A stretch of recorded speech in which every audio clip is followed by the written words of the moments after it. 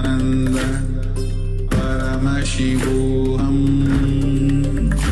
Om Nithyananda Paramashivoham Om Nithyananda Paramashivoham Om Nithyananda Paramashivoham Om Nithyananda Paramashivoham Om Nithyananda Paramashivoham Om Nithyananda Paramashivoham Om Nithyananda Paramashivoham Om Nithyananda Paramashivoham Om Nithyananda Paramashivoham Om Nithyananda Paramashivoham Om Nithyananda Paramashivoham Om Nithyananda Paramashivoham Om Nithyananda Paramashivoham Om Nithyananda Paramashivoham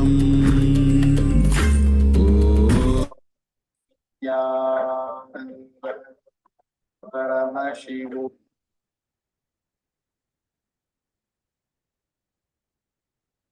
Nithyananda, everyone. So can you all please open your eyes and post whatever your experience of levitation.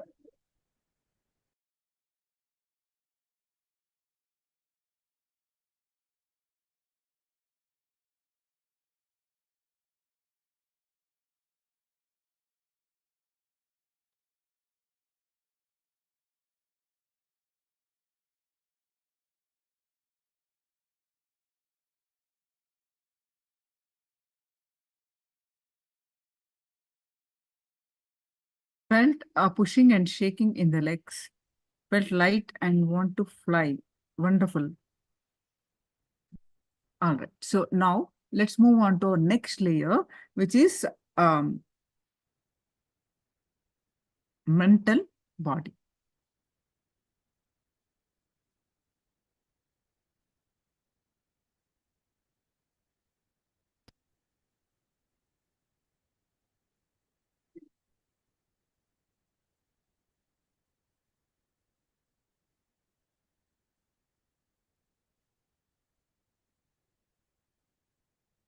The mental layer is associated with the powerful emotion of guilt. Lalita also posted like Kundalini awakening, warm in my chest, and but in Padmasana, my left feet started with pain. Then I did everything for being relaxed. Okay, man, no issues.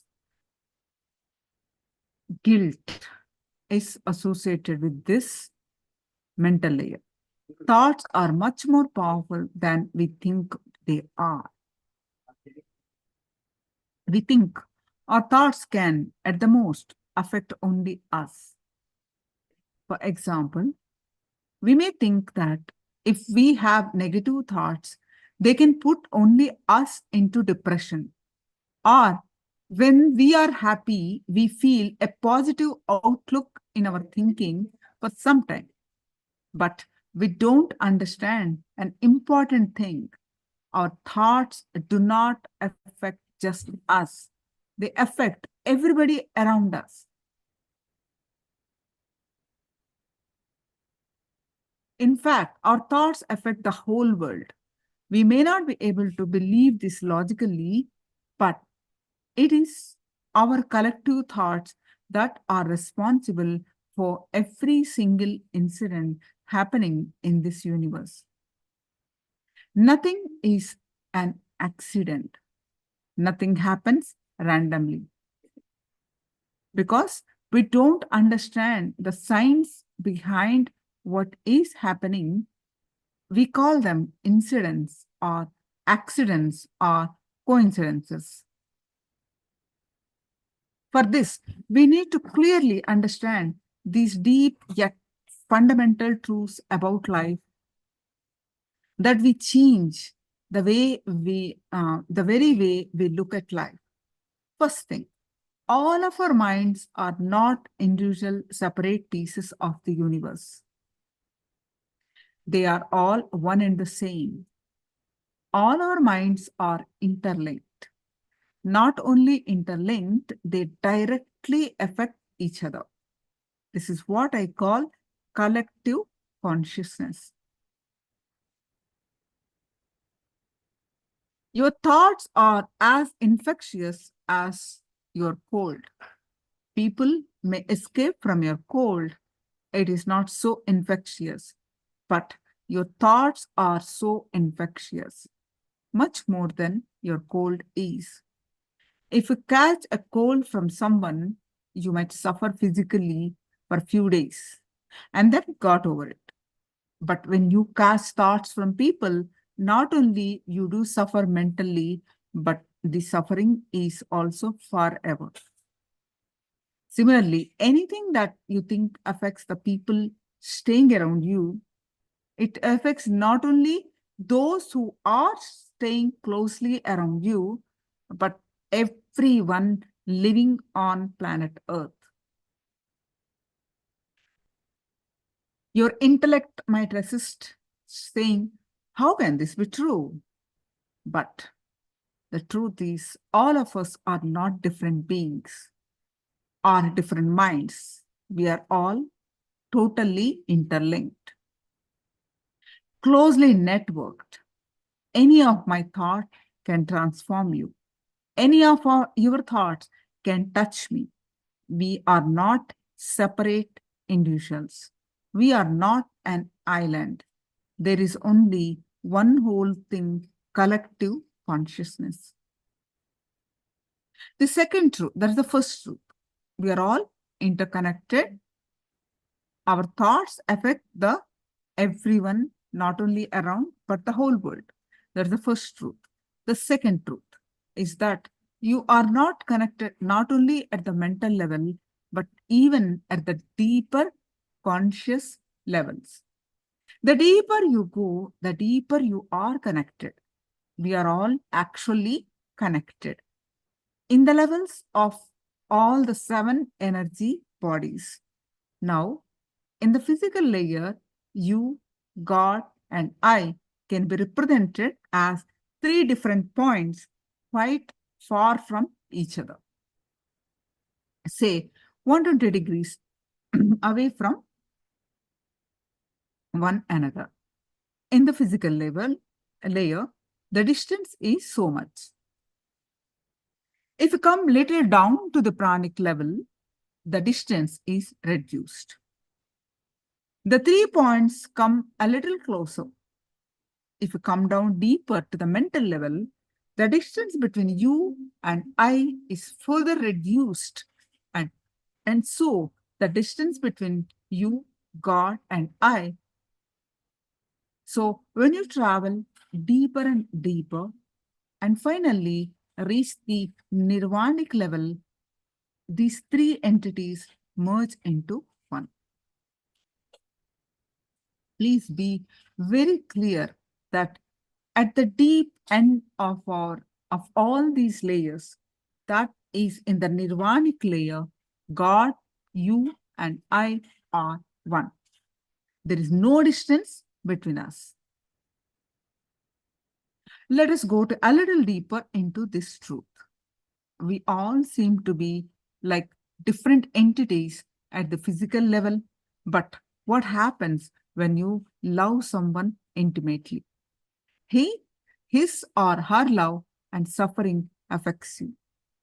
It comes and goes out of your being. This is because at a deeper level, there is no individual entity, and each one of us is a part of the collective consciousness. Of course, you do not want this suffering. However, you can't escape from the suffering. Have you noticed that whether it is a physical pain or mental suffering, spiritual bondage, you get again and again? This is because you are not aware that you are part of the collective consciousness. Once you become aware and realize that you are a part of the collective consciousness, that you don't have an individual identity, you realize that you do not have a separate ego. All of us think that we own our intellectual identity. However, the simple truth is existence, no such thing as separate individual identity exists. Once we know this truth, we go beyond pain, suffering, depression, and disease. Understand clearly that as long as we have this concept of individual identity, whether it is physically or mentally or at the being level, we will be continuously suffering. The moment we start thinking that we are an individual body that is separate from existence, our whole body becomes our enemy.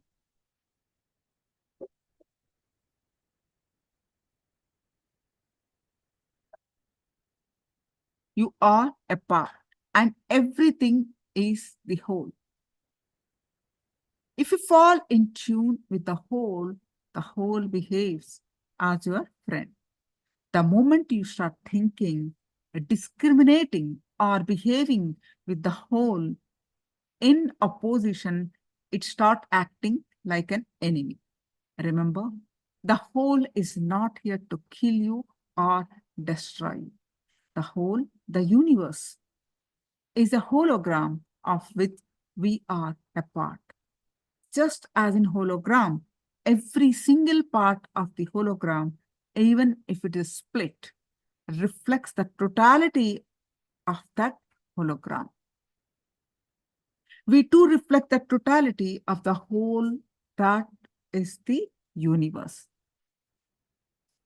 The other day, I read an interesting interview of this man who survived his jump into the Niagara Falls.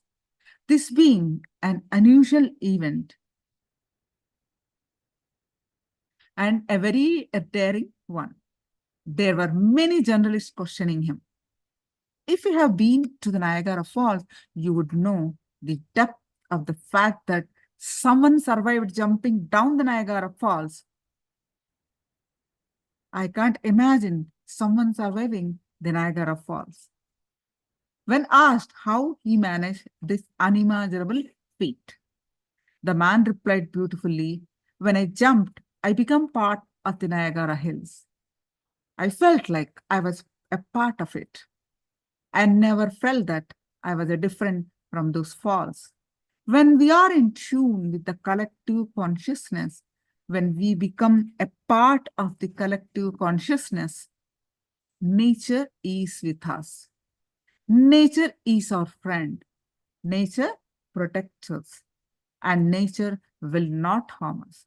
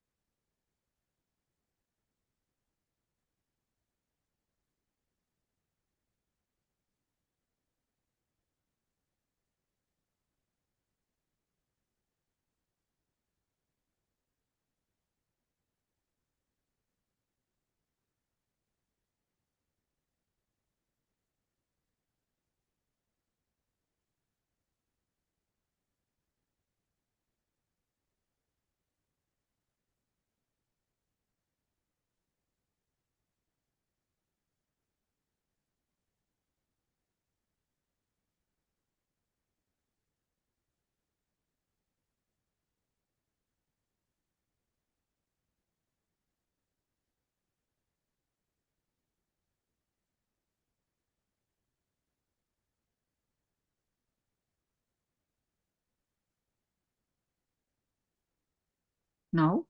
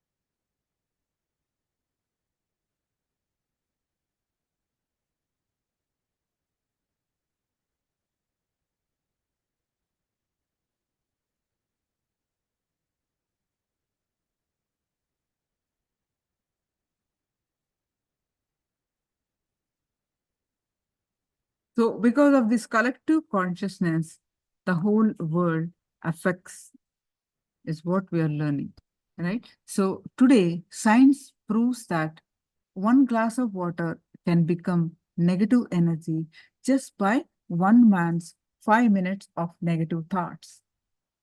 Then imagine, see, there is messages from water. The experiment conducted that Dr. Tsumoto, a Japanese scientist, experimented in a controlled conditions. I'm just giving the gist of that experiment. All the temperature, quality of the water, everything remains the same under control conditions. Only every day for a week, this man comes, 3 different rooms, 3 different glasses of water is kept, and this man comes every day, and in one room, he uses all kinds of negative stuff, expresses anger, violence, all kinds of negative he expressed to the water. In the next room, he expressed only love and compassion. And the next room, nothing. So the water was after 1 week, the water is frozen, and the formation of the crystals was truly amazing to realize that when the negative thoughts, when it showed, they all randomly formed crystals. Whereas when love and compassion, those radiated, they're evenly formed beautiful crystals. So this message is this proof that the glass of water can become negative energy just by one man's 5 minutes of negative thoughts. So then imagine billions of people constantly radiating negativity, negative thoughts, negative words, and negative energy. Why will the ocean not be affected? Why will tsunamis not happen? Naturally, we are abusing nature by our negativity. We are imbalancing nature by our own negativity and blaming nature for it.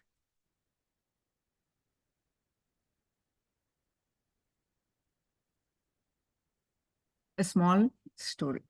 So this mental layer is associated with, we are not only adding with our negative thoughts, not only adding to the whole collective consciousness, and this layer gets affected by guilt, the emotion of guilt. A small story. A great rishi was doing penance in a deep forest. Suddenly, one night, he had an unexpected guest. There was a knock on his door. There was a man standing at the doorway. He requested the rishi, "Can I stay here tonight? Tomorrow morning, I will leave this place." The rishi said, "You are welcome. Please come and stay." The next morning, the rishi casually inquired, "Who are you? Where are you from?" The man said, "Please don't be frightened. I'm a thief. Last night, I robbed the palace and escaped, and I came to your door, your hut, straight away. I'm very happy that you took care of me by giving food and shelter. I'm leaving now. Please bless me." Saying that, the man left. The rishi felt very distraught. What a big sin I have committed by giving a shelter and food to this thief. He started weeping, not knowing how to atone for the sin.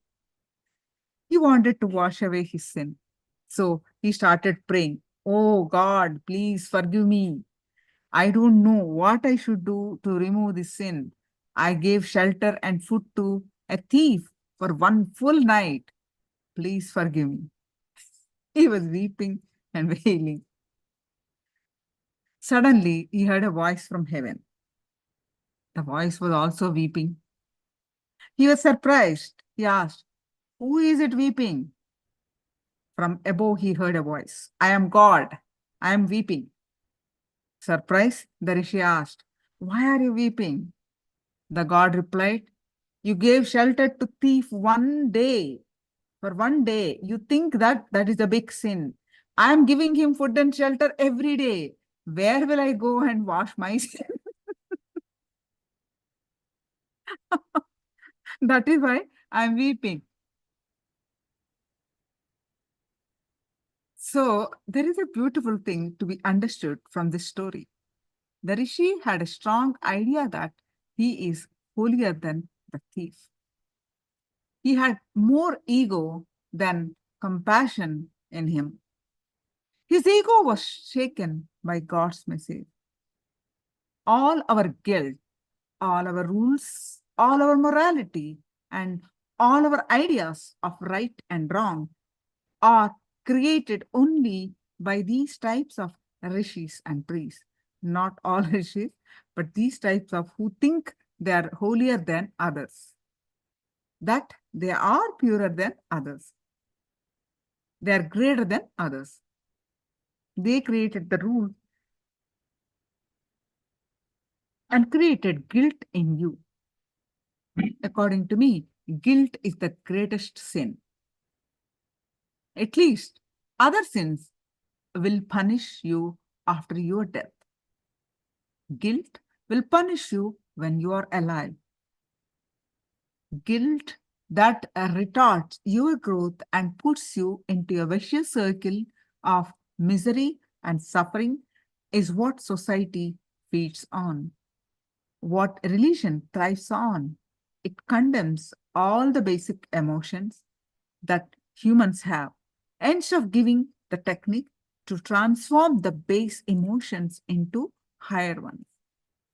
Actually, if you go to see, all so-called activities of social service are to get rid of the guilt feeling that we might be having too much money, but we don't realize that it is not the money that is the problem, but the mind that is the problem.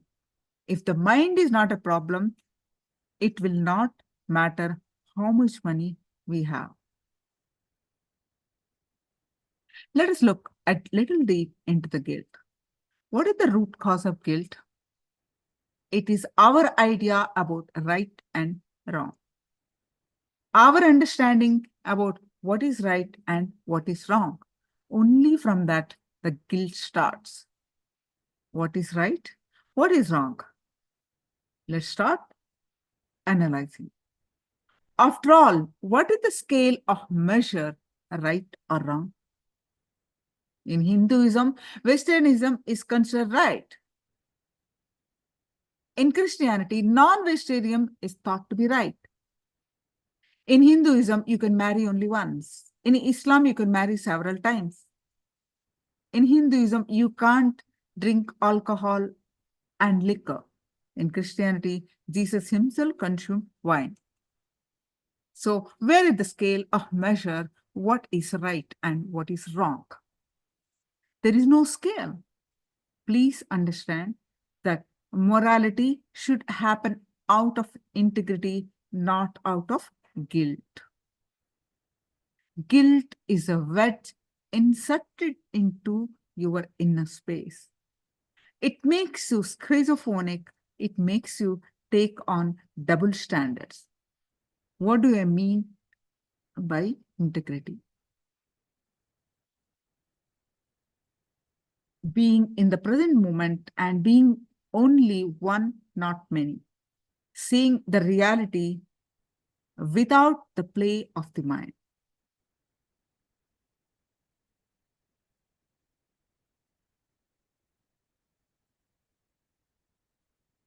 Just by being intensely aware of the present moment, you can achieve integrity where there is only one, not two or three or many fightings in you.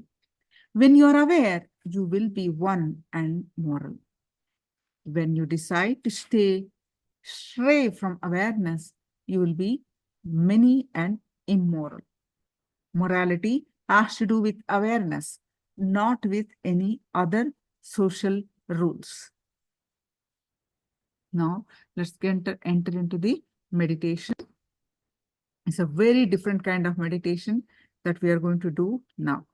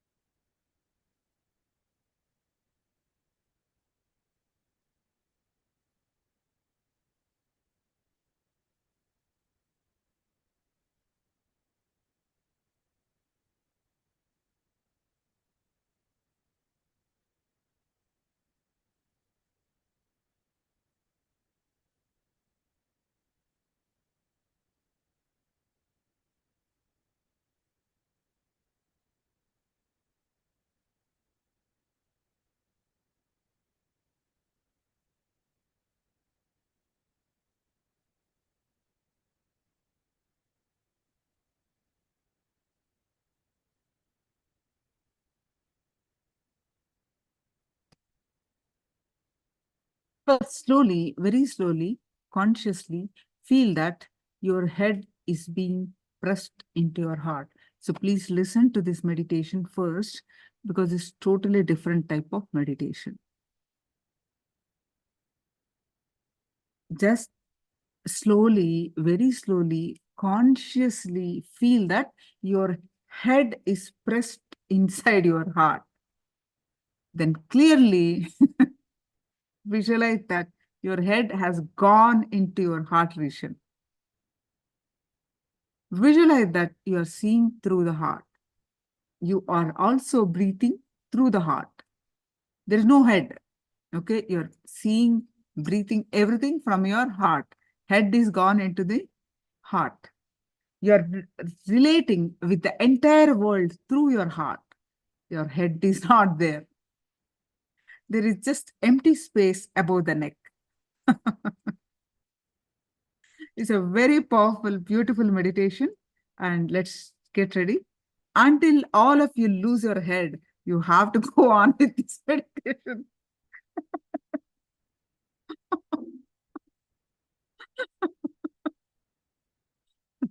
Get ready. Tie your eyes with eye band.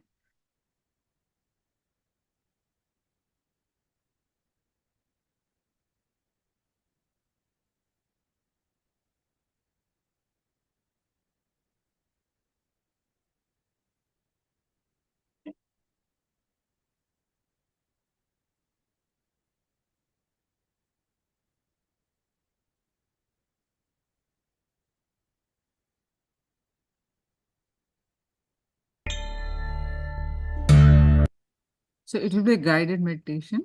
All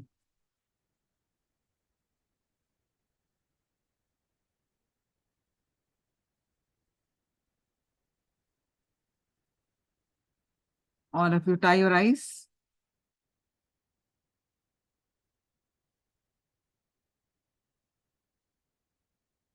Tie your eyes with eye band. It's a very powerful meditation.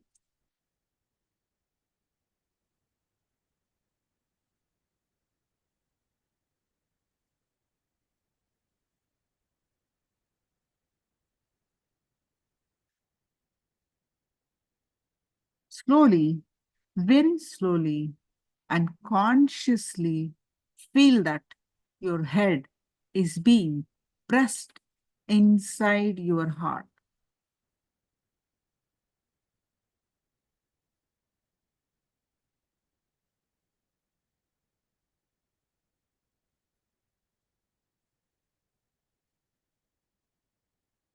Clearly visualize that your head has gone into your heart region.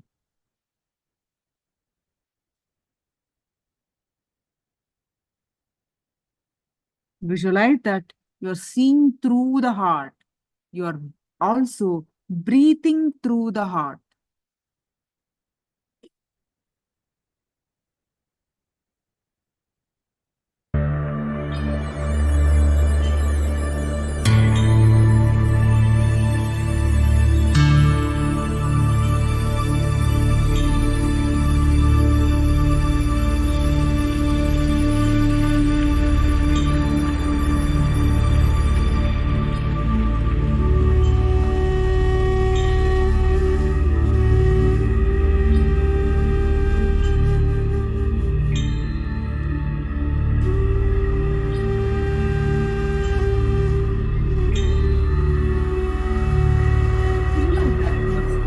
Through the heart, but also through the heart. You're relating the entire world through the heart. Your head.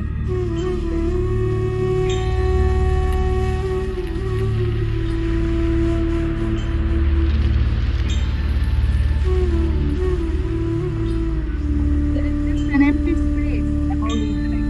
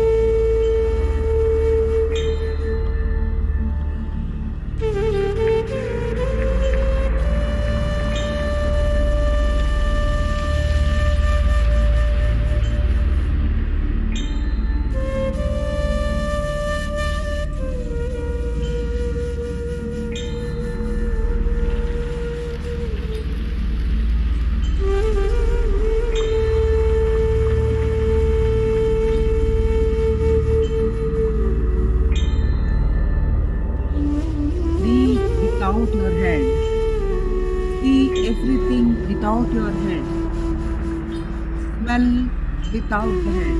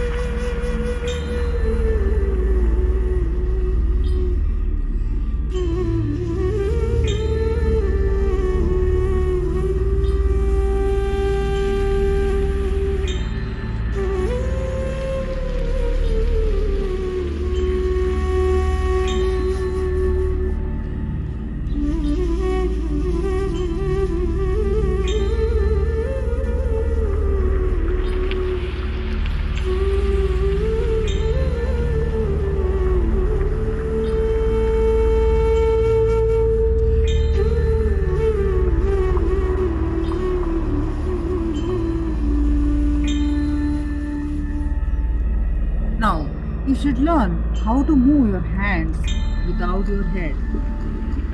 How to move your body without your head.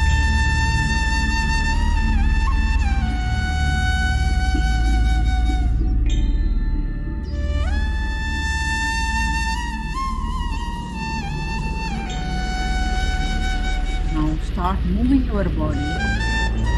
Movements should be done without the idea or without the remembrance of your head. Start moving your hands, legs. Get up and you can do the simple movement without the idea that you have head.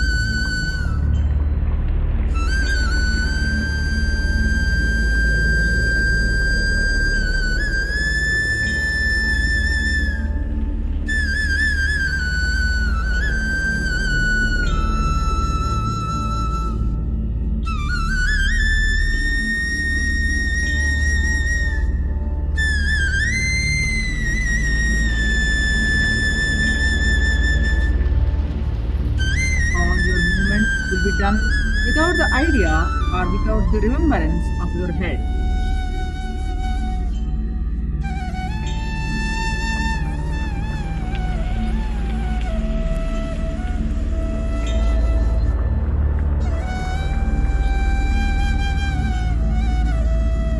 Listen to everything around you through your heart. Listen to this music that is being played through the heart, not through the head.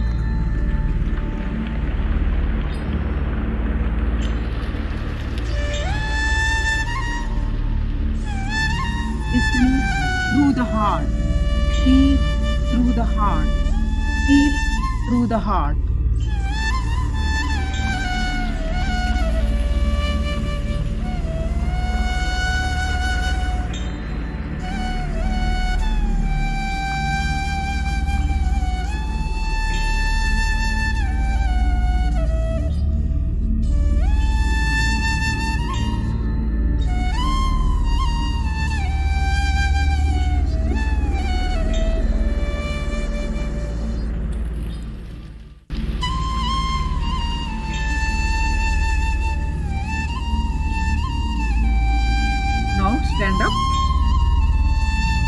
consciousness from the heart and let your movements be as slow as possible. Remember, you are moving from the heart. From the heart. Your center is from the heart, not from head. Again and again, forget the head.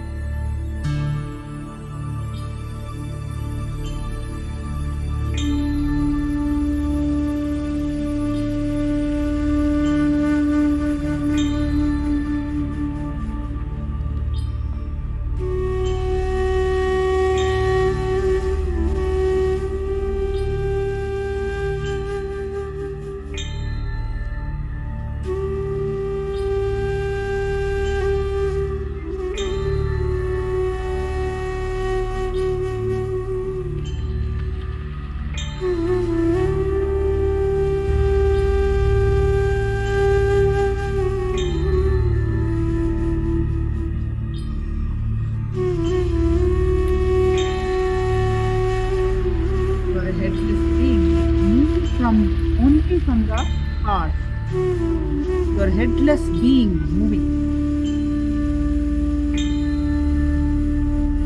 Move from the heart. Move as slowly as possible, but from the heart.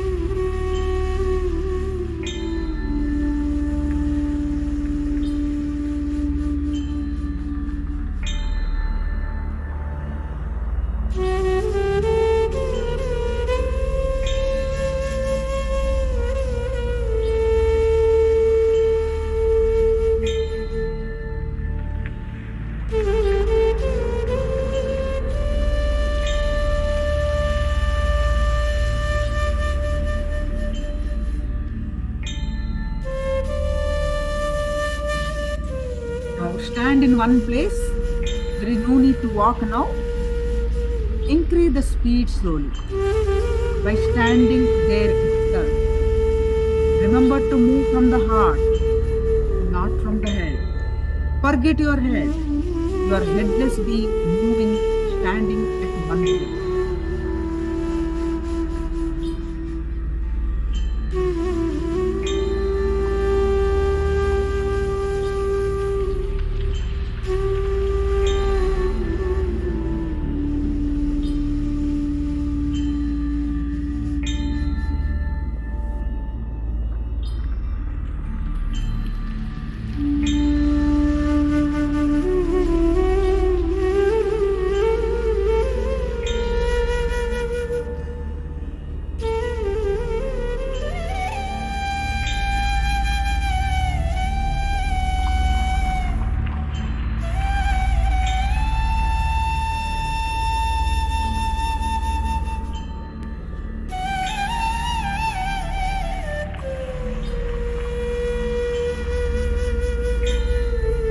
Forget your head. You are headless being moving in the same place.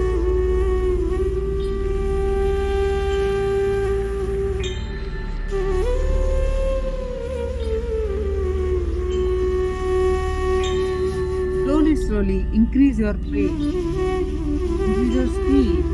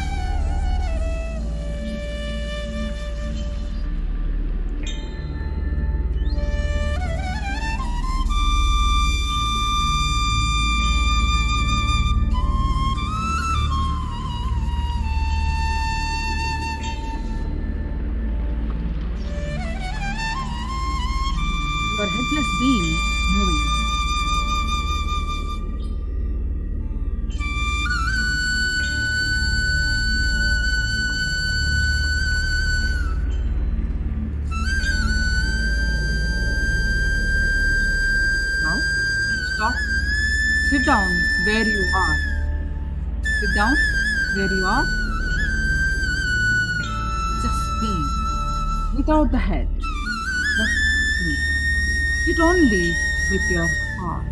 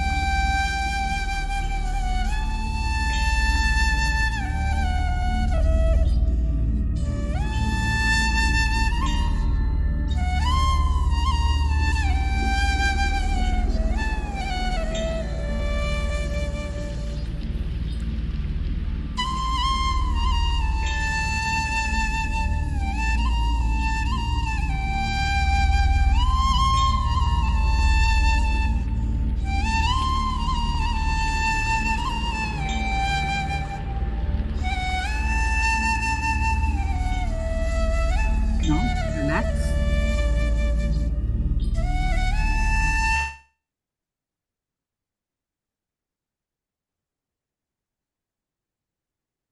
Om Shanti Shanti Shanti.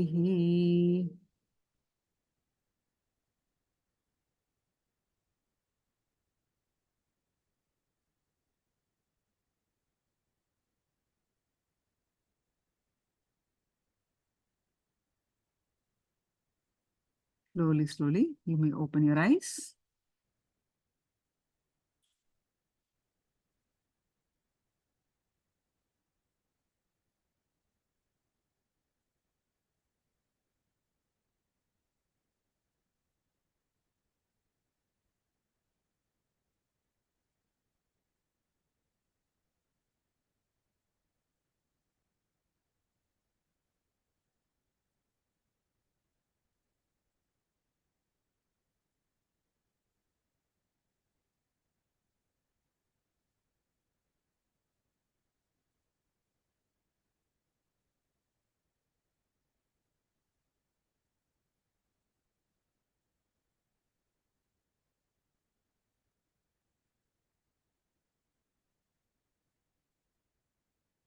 You can share your experience of this meditation.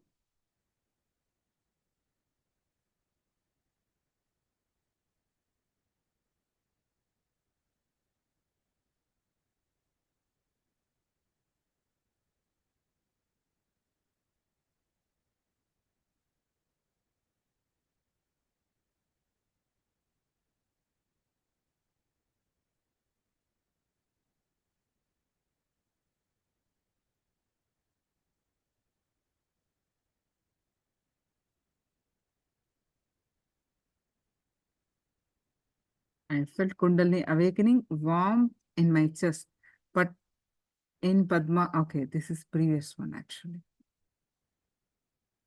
Really relax, Vishnadan. Where is the my head? Just feeling good.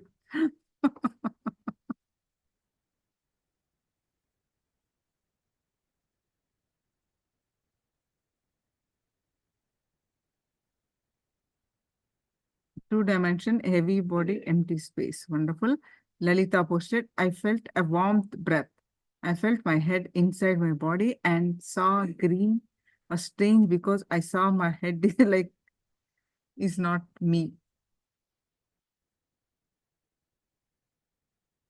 All right, so we move on to our next layer, etheric body. And after this, we are going to learn about the Vishesha Diksha. Today, you are going to receive the Vishesha Diksha, Shiva Diksha, level 2. We need to get ready for that.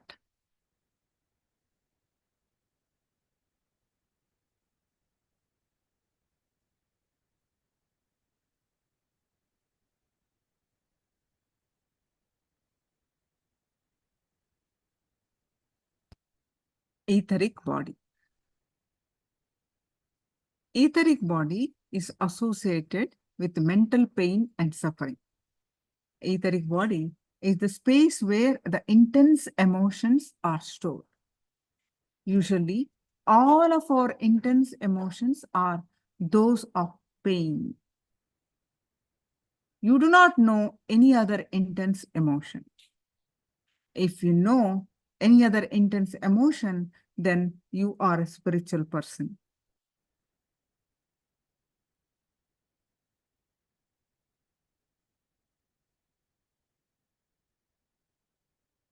Look into your life and see that pain gives you such an intense feeling. When you are depressed or in pain, you can see that you become very intense and your whole mind is centered. Your mind does not move to anything else. However, when you are a blissful mood, have you experienced any bliss to that depth to which you have experienced pain? No. That is why I say all we know is only pain. The most frightening thing in the world for us is pain. All living beings are afraid of one thing, and that is pain. If you look deeply, you will find that people don't fear death even as much as they fear the pain that they will have to undergo at the time of death. When it comes to fear, we have different types of fears. Fear of poverty, fear of losing relationship, fear of contacting disease, fear of losing wealth, and so on. But the root cause of all these fears is pain. All of the fears of the man stem from the fear of pain. And that is why people will endure even a major disease which doesn't cause pain. But they can rarely endure a simple headache. Why do you have the fear of losing relationship? Because not being able to relate with that person anymore is painful. Why do you have fear of losing wealth? Because it is painful to hear others talk about your sudden poverty. Why do you have to fear of falling ill? Because you may experience physical pain in some way or the other. Pain is that which is born out of resistance to the present moment. Pain is always born out of resistance to the present moment. Pain can be physical, mental, emotional pain. Physical pain is at least the least of our worries. It is, in a way, basic necessary for the body. Just imagine if you could feel no pain in our physical body. We may start styling our faces and limbs the way we style our hair today. Pain is the symbol of bodily wisdom. Pain is what makes us integrated human beings. Contrary to what we believe, most of us are not living with our entire body. We live only in the upper parts, neglecting the lower part of the body. Just try this. Close your eyes and imagine yourself, your being. Call your name. Close your eyes, call your name.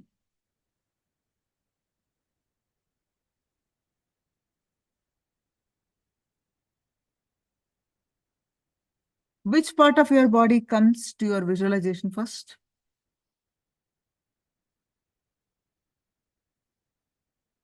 It would be definitely be your face or upper limbs. Certainly not the lower body parts. This clearly shows that we are not fully alive in every cell, in every limb of ours. Even in our minds, we make this distinction. The upper limbs are the masters and the lower limbs are the servants. When you create this separation unknowingly, your energy or life force is channeled only to the body parts that you focus on with importance. Just touch your cheek, and doesn't it feel sensitive, alive? Now, do that. Now touch your foot. Does it feel the same? Notice that you are not as alive in your foot as in your cheek. Why is that? It is purely due to your lack of attention to your feet. You never feel your lower body parts in the same caring and responsible way in which you feel your upper body part.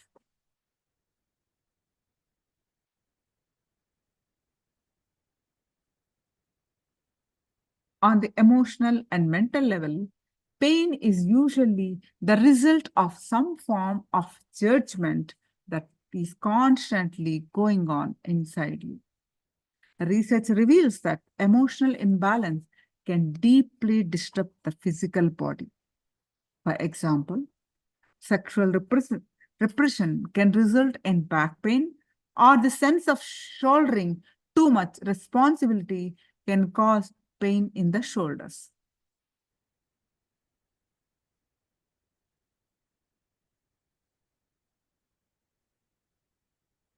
A small story. In Calcutta, there were two small ashrams whose presidents were not on good terms with each other. One day, a person of some authority arrived in one ashram and invited the president to join him in visiting the other ashram. The president was in distress. He could not refuse, but he did not want to go either. Suddenly, the president developed high fever, which prevented him from leaving the place. I saw this with my own eyes. As soon as the other person left, the temperature came back to normal again. Haven't we all experienced Monday morning blues? Whether we are children or we are adults, we experience this.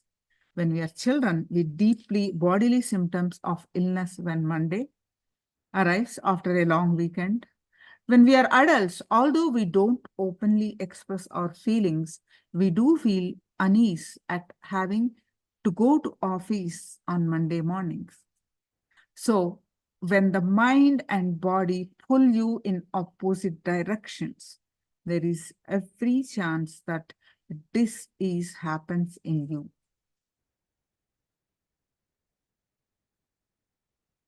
Every time you experience pain, it leaves behind a residue which becomes lodged in the body. By and by, this accumulated residue creates a negative energy field around you, which we call pain body. The pain body is responsible for controls most of our pain patterns.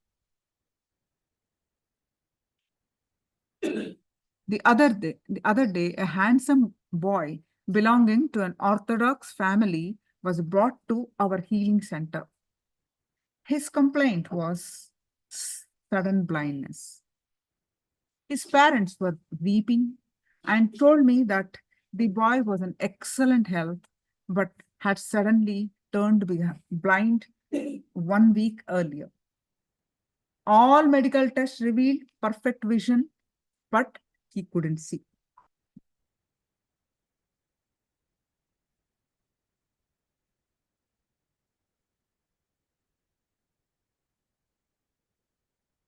After scanning his energy, I requested that I may spend a few moments alone with the boy. No sooner did he get the opportunity to talk to me in private, the boy poured out his troubles to me. He said that he was deeply in love with a girl, but had been forced by his parents to stop seeing her. I immediately figured out the root cause of the problem. I asked the boy to get a photograph of the girl and spend the next 3 days meditating upon it continuously.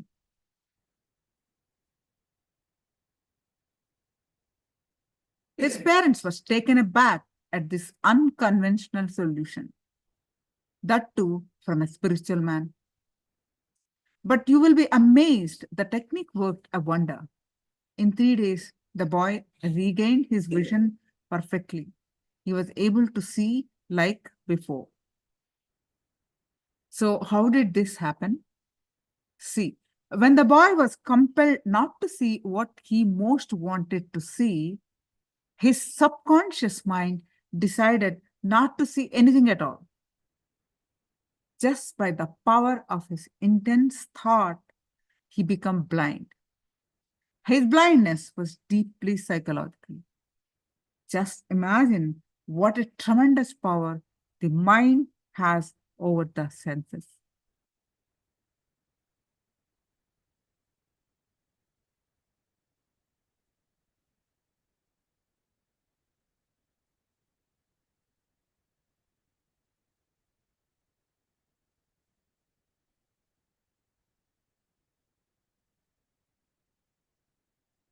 In Bhagavata Purana, a grand epic of Hindu mythology, it is mentioned that Krishna and Radha took birth within a few moments of each other. Radha was a normal baby in every way, except that she wouldn't open her eyes.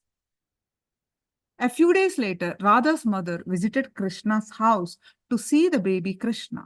She took her newborn daughter with her.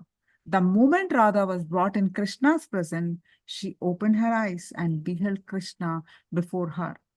Later in life, when questioned by a friend about this incident, Radha remarked, "What else was there to see? It is for Krishna that I have taken birth. So I waited till I was taken to his presence to open my eyes." This may only a tale, but it illustrates the tremendous power of the mind over the body.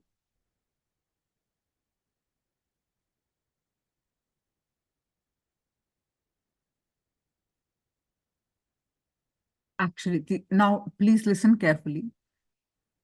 Pain is the requisition letter written by some part of the body to the mind saying, "Please pay me some attention." Understand? Your attention is your energy. Whenever you direct your attention, there your energy is also directed.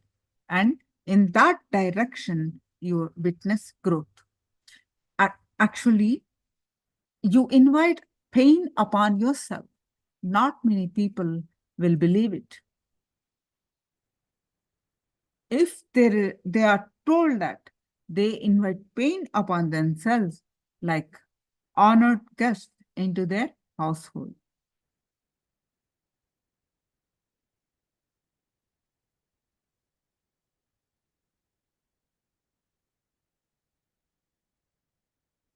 A small story. Once a man entered a restaurant and began ordering various food items. Platefuls of steaming foods of various types made their way to his table. He ate with relish. After a hearty meal, he finally signaled the waiter to stop bringing in the food. The waiter duly returned with a long bill. "What is this?" asked the man, looking at the bill innocently. "Why have you brought me this? I haven't ordered anything like this." When you order food, you have to remember that you're ordering the bill also.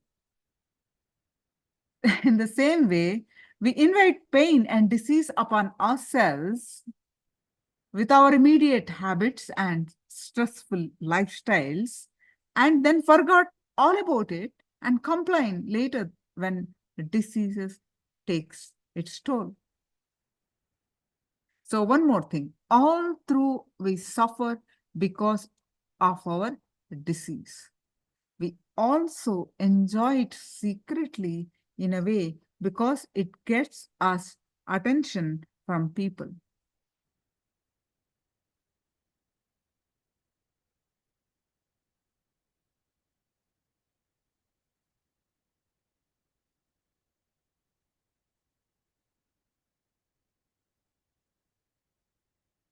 No wonder, because of the hectic pace of today's life, who has the time to pay attention to the other person unless they fall ill? Attention is the basic need for every individual.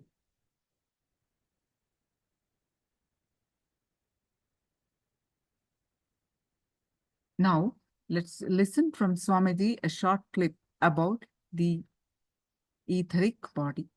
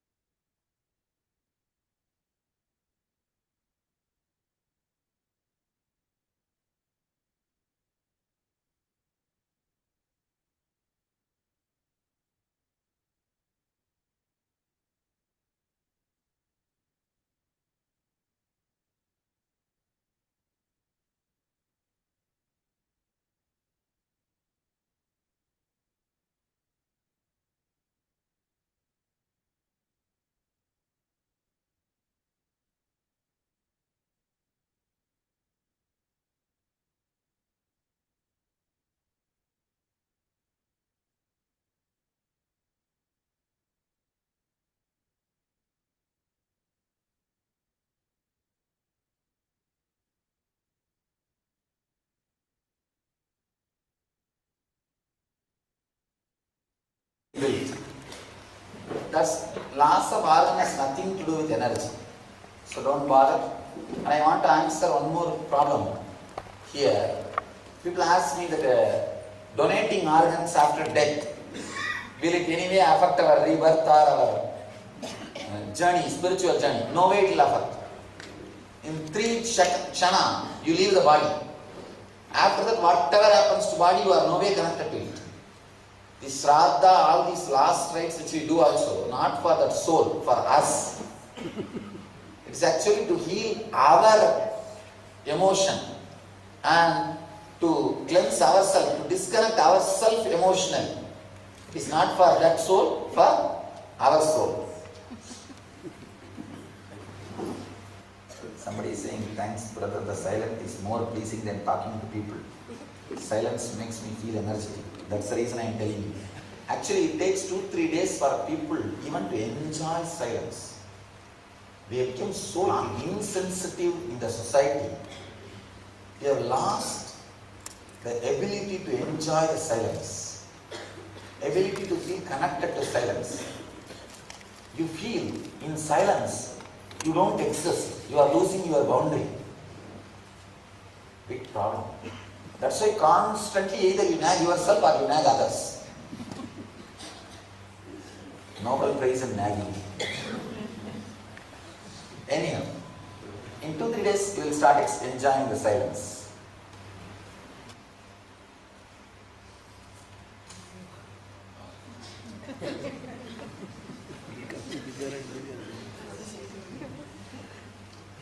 Now I won't be reading the whole thing and answering. I'm just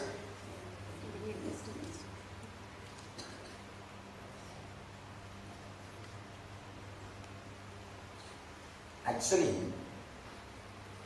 immediately I don't enter. If you observe from first day, you will understand. Immediately I will not enter into subject.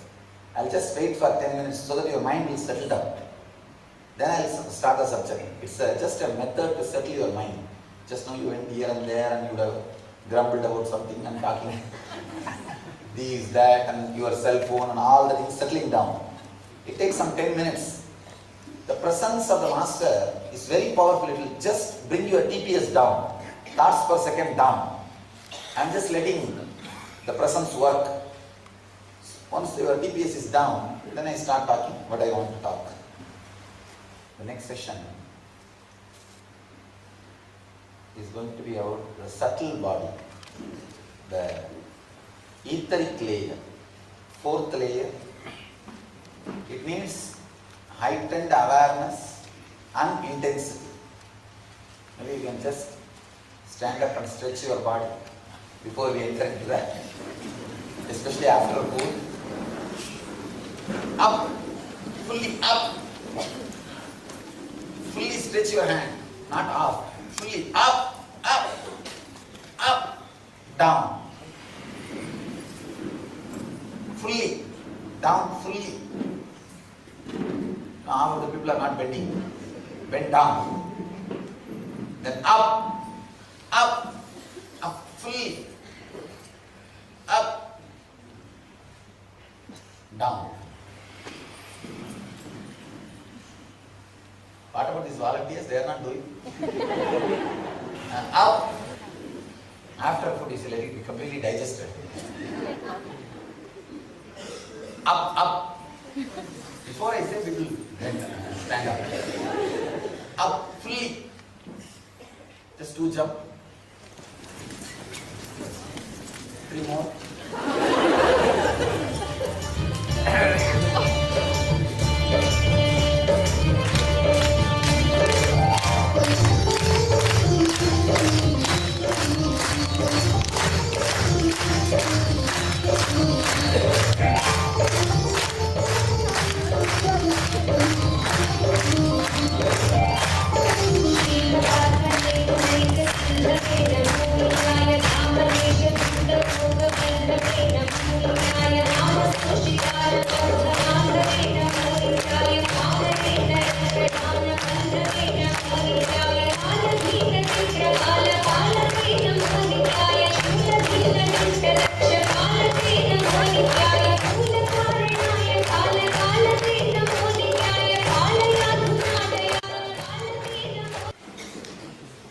Today is it is going to be a very intense day, especially after this. Whole night I will be sitting with you. We'll be going through deeper layers. Actually, till now whatever you did, 80% of work is yours and 20% is only my presence. From this layer, you cannot penetrate. Your logic or your awareness has lost its control. From this layer, 80% work is mine, only 20% is yours. Because emotion is not under your control. Only till your inner chattering, things are under your control. After this third layer, things are not under your control. It's more subtle energy. So, if I start jumping now, session won't take. Just to, I think now everybody is fresh. Hope they won't sleep at least for next half an hour.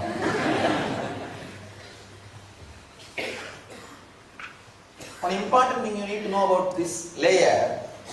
Oh, where is this layer? No, that's again. I don't know where it shifts. There. Alright.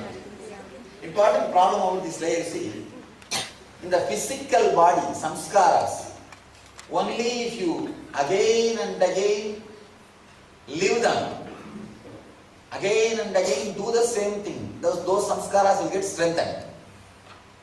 In the pranic layer and mental layer, if you remember those samskara desires again and again, or guilt again and again, they will get strengthened. In subtle layer, neither you need to experience nor you need to remember. Just by the very presence, these engrams will expand. There is a very, bad news. In this layer, all painful samskaras are stored. Please understand. You have 3-layer pain. Physical pain, which you experience during physical pain, all of you know. Second, mental pain. If you are not respected, treated as you think you should be, all the guilt will come under mental pain only. Third, emotional pain. If you trust somebody and the person exploited you, cheated you, the relationship issues, all those things are emotional pain. Please understand. Most of your mental pain would have been guilt. But apart from the mental pain, there is 2 more layers of pains you carry. Physical and emotional. All pain engrams are stored in etheric body. Stored in the 4th layer, subtle body.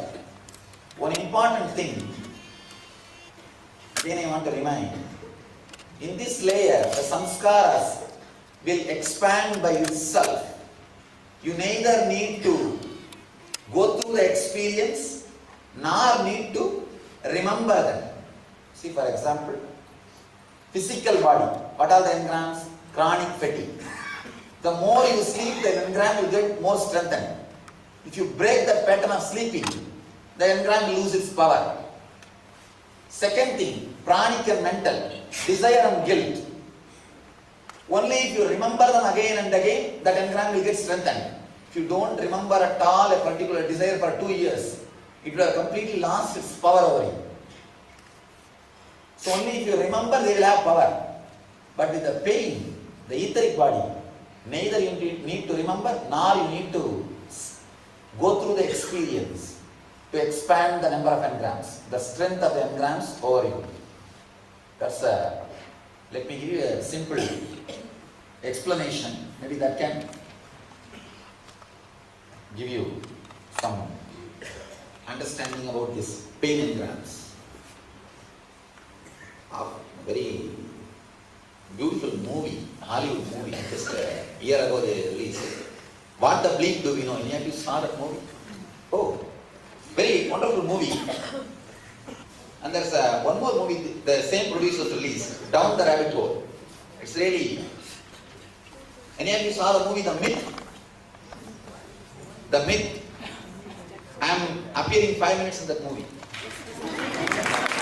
Just I'm explaining about levitation. There's about traditional levitation. There are 2 versions presented there in the movie, Jaki-san's movie. So they requested me to explain levitation. I'm giving a very logical, scientific explanation, and moreover, levitation itself is not something like a great spiritual thing. It's only one power. In West, all these things are 2 big things. In India, if you go to every village, somebody will be there to levitate. Really. In India, go to every village, there will be somebody who will heal cancers and diseases just with one handful of neem leaves. So, whatever, maybe tomorrow I'll tell my experiences in my wandering. Tomorrow, one session I will speak on that. It's a beautiful concept. What I am expressing now is the diagrams from the myth, from the What the Bleep Do We Know, from that movie. But the concept itself from Patanjali. From Patanjali they took the concept, but the big problem with it, they don't acknowledge from where they stole the concept. I am acknowledging their movie just because I got the visualization from them. But these don't acknowledge the source of the knowledge. Stealing the knowledge is very popular in the West. They don't have gratitude for the source. They don't have gratitude for the people who spend their time. Now the very Now one movie has become very popular. Yeah. Whole thing is straight away stolen from one of my discourse. Straight, no, actually the person who is appearing in that movie is our devotee. One guy is our devotee. And of course, I said, I don't want to acknowledge him, you don't have to acknowledge me. But acknowledge the Vedic tradition. It's not mine. Whatever I am talking is also not mine. It's from Krishna, Buddha, Mahavira. Acknowledge the Vedic tradition. Somehow, Hindus or Indians, no. We did not bother about our knowledge and we did not feel pride about it. See, the Japanese Zen martial arts is a big industry in USA. 72% of the wealth created by the Zen martial arts goes back to Japan to enrich Japan. Chinese medicine, 90% of the wealth created by Chinese medicine and Chinese kung fu, all these arts, the wealth goes back to China. But yoga and meditation, only 2% of the wealth comes back to India. Because we never felt pride about our knowledge. We never owned it. We never owned it. The Britishers abused us so much. These idiots, they have to abuse us and completely demoralize, to rule us. They can't handle our culture, our richness, by letting us having pride about it. So they have to make us coolies. So these are small. That is why for last 5 years people are inviting me for London. I said I will not put my step in London. The fellows have done too much damage. They have done too much damage to our tradition. See, they have stolen our wealth, all those things I don't mind. Because we are not going to excel with the wealth. We are not going to excel with the richness. That is foolishness. All these Western countries have so much wealth. What is there? They have better dam, better bridge, beautiful road. But people are depressed. What to do? 66% of the Americans are taking some form or other psychiatric medicines. What do you do? Means 2 among 3 are mad. No, I'm stating the fact. Understand? So we are not going to excel with the outer richness. So when I hear that Ghajini Muhammad took 17 ships of gold from Somnath temple, I don't bother. It's okay, let him have it. What is there? But when I hear these British fellows destroyed our Gurukul system or our knowledge sources, something like that. In 1902, 200,000, 2 lakh Gurukuls, means the Vedic knowledge universities, were there in South Zone, which they call Madrasi state. In those days it's called Madrasi state. 200,000 means 2 lakh Vedic universities were there. Now we have only 3,000. It's just because of this. And westernized Indians, the westernized colonized Indians. You see, we did not have pride, to understand. Only in USA, yoga meditation industry is $6 billion industry. $6 billion industry, not million, billion. $6 billion industry. Hardly 2% comes back to India. 6 billion is, I don't know how many thousand crores. Secular. Secularism means collecting the great truths from all religions and living, not rejecting all dharma. Wrong understanding. Collect beautiful things from Christianity, collect beautiful things from Islam, collect beautiful things from Sikh religion, collect beautiful things from Hinduism, and live together. That is the real secularism. But what we have done? Reject everything. And then what will remain? Our idiotic, arrogant, pus-oozing ego. That's what we are living. It's pus-oozing in a new words. Anyhow.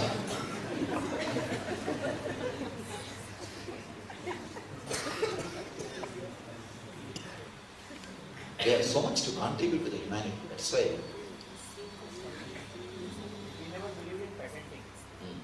See, not patenting is one problem. Not even creating an authentic center to learn is another problem. You understand? Not even bothered about creating an authentic learning center. Learning center is another big problem. I'm not even bothered about it. Anyhow, let me explain this pain body. How the samskaras multiply. See, one important thing you need to understand, your cells, every cell has intelligence. Understand? Not just life, intelligence. It responds. If you live with joyful thoughts just for 15 days, I can challenge, 15 days, your passport photograph will change. The quality of your face will change. Best technique to make yourself beautiful and graceful. Just 15 days decide, I will not bother about anything and I will continuously smile for everything happening in my life. I will smile at my life. Whatever happens outside. Take photograph before and 15 days after. Passport size photograph. It will change. Because your every cell has intelligence. Understand? It updates, it clears, rejuvenates, replaces itself. Constantly your body is changing. Once in 47 days, your intestine completely replaces itself. Once in 7 months, your heart completely replaces itself. Once in 3 months, your liver completely replaces itself. Any doctors? Doctors can attest whatever. Am I right? Yes, sir. The statistics. These are all scientific data. Once in 1 year, your brain cells completely replaces itself. So you don't have a brain which you had 1 year ago. If you never had, you did not have that time also, no problem. You didn't have 1 year ago also, no problem. So once in 365 days, all your brain cells replaces itself. Means you are embodiment of intelligence. Understand? You are a great mechanism running with intelligence. So every cell stores some samskaras, memories, and responds to the happenings of the outer world. Based on the samskara it carries. Usually, if you are showered by any painful emotions, whenever painful emotions happen, the toxins shower on your system. Not just the pain, even the toxins showers on your system. When it showers, few of your cells, not just the toxins, it catches the painful samskara also. When it catches, one important thing, these cells are not dead. Your cells catch these emotions. One more important, you are not able to see? Alright. Oh, this group was too small. You are okay? Usually male don't complain much. Poor guys. No, I don't mean female complain. Otherwise I'll have 20 letters now. How come you make comment? How come you can make fun of us? Whatever comments, jokes I make about male, I'll never get a single resisting letter. I'll never get a single resisting letter. How come you make fun of me? Nobody writes. It's okay. Chalta. Let's carry on. Somehow I'm a little upset. Anyhow.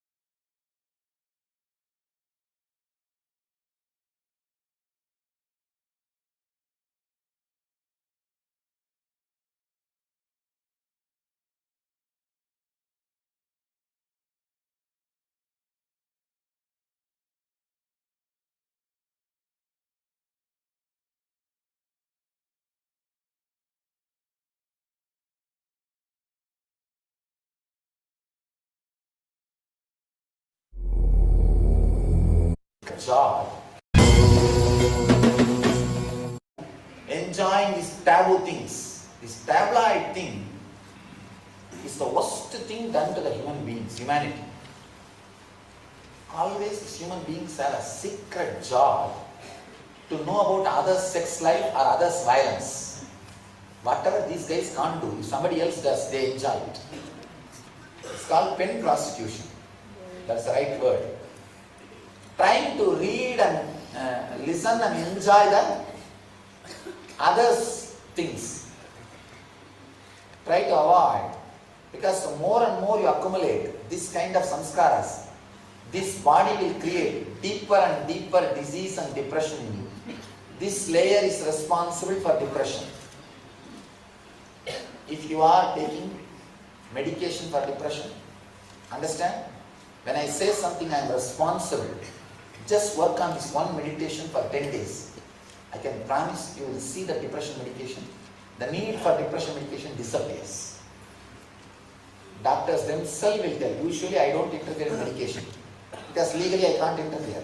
I am not a doctor. But do this meditation. Go to the doctor. Doctor will say clearly, you don't need medicines. You don't need medicines. I brought thousands of people out of depression just with this one meditation, one process. The pranic layer process will do de-addiction. This process will do releasing from depression. Releasing from depression. One more thing. Every pain you experience in your body is connected to one strong emotion. Your shoulder pain is directly connected to stress. For example, go and sit in your office morning, don't do any work. Just meditate on your boss. You will have shoulder pain and knee pain. Really? Just remember your boss. Nithyananda Paramashivoham. You don't have to even chant Jnana Sloka. Just if you sit in your chair, you will remember your boss. Remember your boss, and that stress is enough. You will have shoulder pain and knee pain. It is directly related to your stress. And your stomach problems are directly related to worry. Every emotion is connected to one physical suffering. When you go into this meditation and come out, you will see the very root of depression will be shaken. That's one beautiful book. Her name is Louise Hay. You can heal. Huh? You can heal yourself. You can heal yourself. She has written some 6-7 volumes. I feel she had direct darshan of Patanjali. And she is very honest in recognizing, she acknowledges all this knowledge is from the Vedic tradition and the Yogic tradition. One amazing thing, she doesn't know Sanskrit. She doesn't know Sanskrit. But how she mastered the Patanjali's commentaries, you see, Patanjali's sutras are translated in English, that's available. But not commentaries on sutras. But she has mastered even those technical details. And she has connected disease and the emotions very beautifully. Understand? I acknowledge that table which she created. I acknowledge. If you find time, see the table, and the table is true. Every connection she created is true. No doubt about it. She has taken exactly from Patanjali's Yoga Sutra commentaries and very beautifully translated. Very beautifully translated and connected. I was actually thinking that I should sit and consciously stand, because there are many modern day diseases. Patanjali does not speak about those names exactly. But he says about the causes, the symptom, but not the names of the modern day disease, because these diseases did not exist in those days. In India we did not have so many diseases. One important thing you should know, any psychiatric disorder, if you just create some 10 symptoms, see, in the West one big problem is the medical industry and the medication industry is private and big lobby.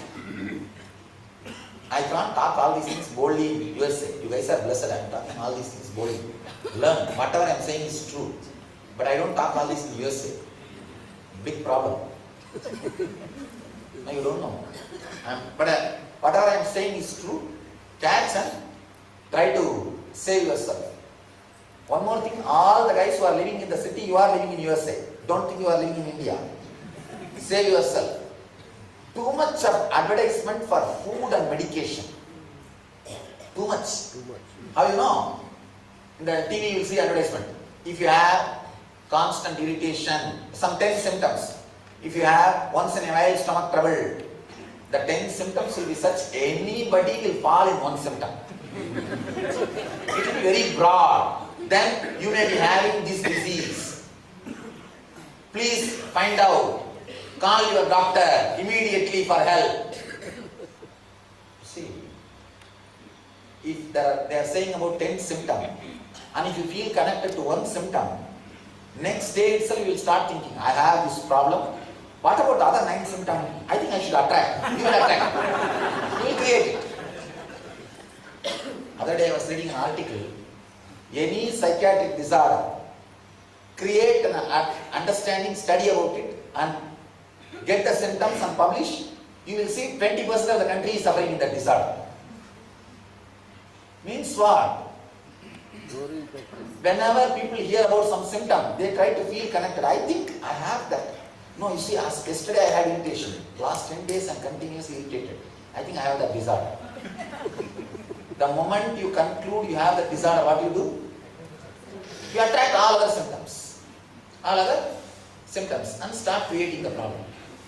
This is the same thing happening. Never ever see the ads of this, all this medication.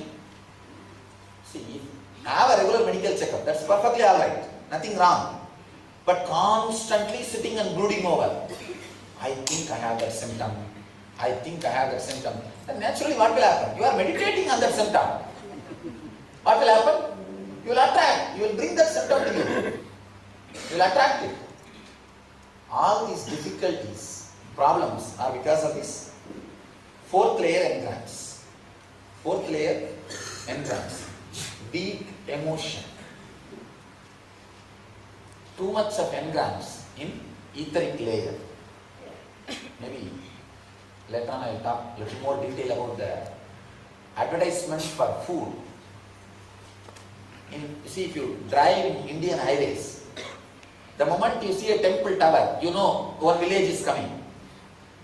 In USA, if you drive in the highway, the moment you see that McDonald's tower, you know one county is coming. So much of advertisement for food. I always pray that McDonald's and pizza should not come inside India, but they have come already. They already come, and these fellows are going to destroy our health. They are just going to. That's another worst thing. These fellows are going to destroy our health. Somebody asked me, what is the Vada, Pitta, Kapha?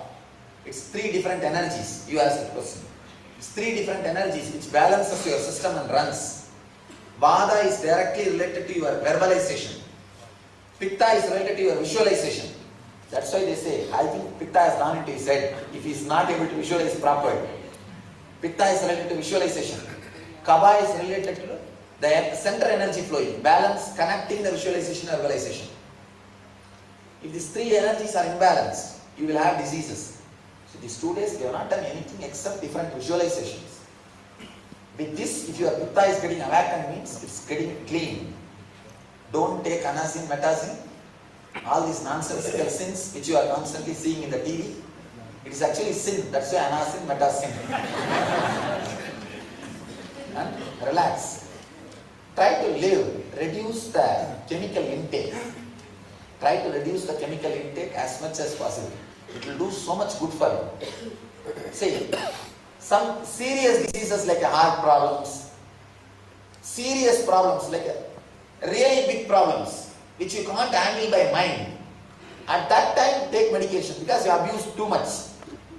But whatever you can handle with mind, in a simple way, try to manage. Have passions. Connect with your body. Sit with your body and pray to your body. Understand? Your body is intelligence. How you pray to God? Sit and pray to your body. It's a powerful technique. Pray to your liver. Please heal yourself. See that I am living a healthy life. Pray to your heart. Please heal yourself. Function properly. You are an independent intelligence. Help me to live happily. Understand? Every cell in you is an independent intelligence, responds to your thoughts, your desires, your feelings, your emotions and your prayers. There is a beautiful book, Biology of Belief. Have you heard that book? Bruce Lipton. Am I right? Bruce Lipton. Very intelligent research. Very intelligent research. 30 years of research. He reveals with the scientific facts, he proves even your DNA system can be altered. Understand? He goes to the extreme of saying your DNA system can be altered by your thought. He says, don't think you are living as per your body. Your body changes as per your living. Completely shifts the understanding. Shifts the understanding. He goes to the extreme of proving some of the major things like if a child is adopted by somebody else in the young age, neither the parents nor the kids should know that they are not physically connected. It's like change the kids in the hospital. You will be surprised. Kids get the disease of adopted parents. The genetical disorders of adopted parents, not the physical parents, actual parents. Then what do you mean by the genetical disorder or hereditary diseases? It's nothing but mind. Nothing but mind. I was really surprised, shocked to see his report. He has done a thorough research, 30 years of research. Every point, what Patanjali says, what I am talking now, is proved scientifically. Now all we need to do, reduce the depth of engrams in etheric layer. We will do it as 2-3 process. First, please understand one more thing.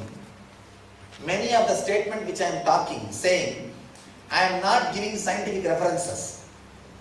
Only few statements I am giving scientific references because science has evolved only that much. Science has evolved only that much. Understand? Science is just 400-year-old bacha. No, true. We are 10,000-year-old R&D, Research and Development Department, in the inner science, the Eastern rishis.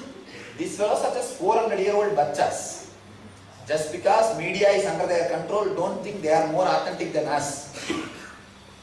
Our masters are much more authentic. Actually, now the quantum physicists are understood. They say, Swamiji, the other day I had an opportunity to sit with a Nobel laureate, very wonderful guy, in San Francisco.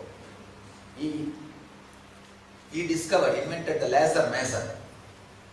I was talking to him about the science and spirituality. He said, Swamiji, to tell you honestly, there are thousands of questions only mystics can answer. Only even the scientists who have entered the zone of the mystics only can answer. Not the scientists. Science has evolved itself from this. He says, by 2012, the science will reach its peak and turn to spirituality. He says by 2012, it will reach its peak. There will be nothing further to explore, especially in the quantum physics line. He says the same speed if we are growing, by 2012 we are saturated. After that nothing can be done. Then the answers can come only from mystics. Only from mystics. By 2020, they say all the sports, the physical activity in the Western trend, sports, gym, exercise, everything will reach its peak performance. Then they have to turn to yoga. They have to turn only to yoga for anything. Please understand, whatever science has evolved and proved, I am giving references, but all other things, what I am talking is much more deeper truth than science. They are yet to evolve. They are yet to evolve to our level to find out and tell the truth. Don't think just because I give some scientific researches or supports or references, the science is the reference scale. No, relax. Science is not reference scale. The Apta Pramana, the words of the masters, is the reference scale. Science can be proud. They can claim with pride that they proved some of the words of the masters. That's all. Not otherwise. Now we'll enter into the process for the pain body. Actually, this body I can call as pain body because all three layers of pain you store in this. All three layers of pain you store in this.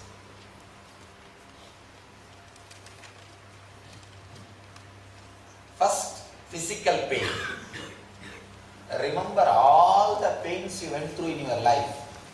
Childhood, fighting. Some mark, everyone will have some mark, especially in India. If you had brothers and sisters, you will have their mark on you. See, I carry one mark. He's also from my cousin brother. That fellow has become now immortal because of this mark. Young age. Especially the Indian villages. I'm born and brought up in Trivandrum.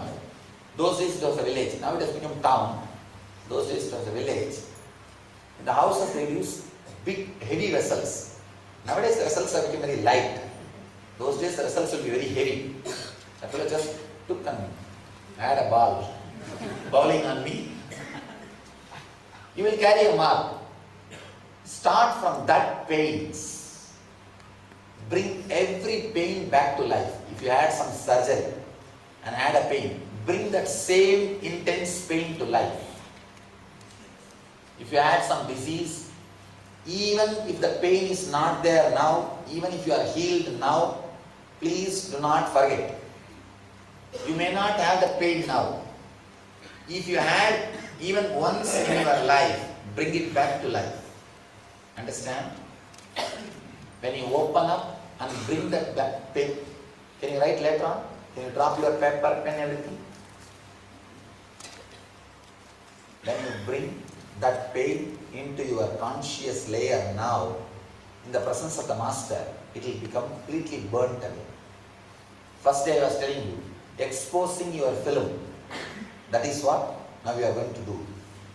Bring it consciously to the conscious plane and release. One more thing. Really this batch is very fortunate batch. Usually in India, whenever I take NSP, at least I think last NSP we had 2,700 people. 2,000 people in 7 Tamil program. Somehow it is English program. We did not do publicity much earlier. So you have a less crowd, you have enough time, enough of space, use it completely, don't miss it. Bring every pain back to life. Relieve. First, physical pain, all physical pains. If you had knee pain 10 years ago, now it is not there. You are healed, even then bring it back. Don't bother. Even the dead samskaras I am trying to burn. Even if they are dead, it should be burnt. Otherwise, it will become a place for other samskaras to grow. Dead leaves will become manure. Dead samskaras also can become manure. Place for other samskaras to grow. It has to be burnt completely. Burnt completely. All physical pains, first layer. Second important thing, all mental pain. Means wherever your ego was hurt, you did not receive respect, you always think, do you know who am I? Do you know who am I? Wherever you go, you carry that big visiting card. Some 25 titles will be printed in that. I have seen people carrying visiting cards. Even the farmer, all those posts, whatever they had in their life will be printed. Understand? You carry that visiting card wherever you go. And naturally you will have big blows everywhere. That is what I call mental pain. Third, emotional pain. Emotional pain is very intimate pains. The deep trust which you had but exploited. The relationship broken. That kind of a Emotional pain is a third layer pain. Go into each layer and relieve them. Please spread all over the heart. I'll guide you step by step.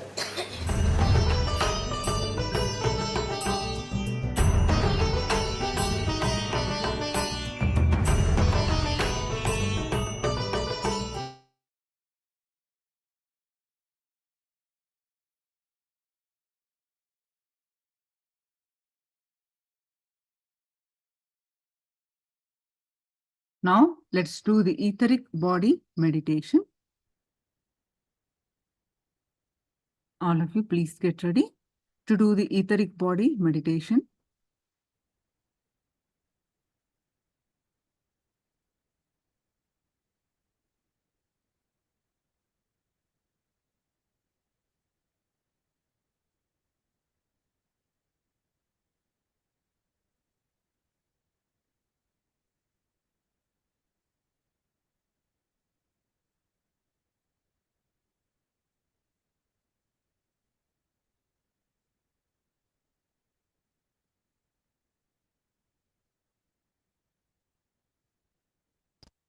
In this meditation, we are going to do two things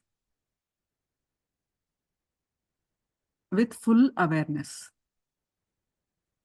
When you breathe in, visualize clearly that you are inhaling the sufferings from the world, because your very nature is bliss. Visualize that the fountain of bliss spontaneously happening inside you is transforming the entire suffering into bliss. Visualize the bliss energy spreading to every part of your body, penetrating every pore, every cell of your body.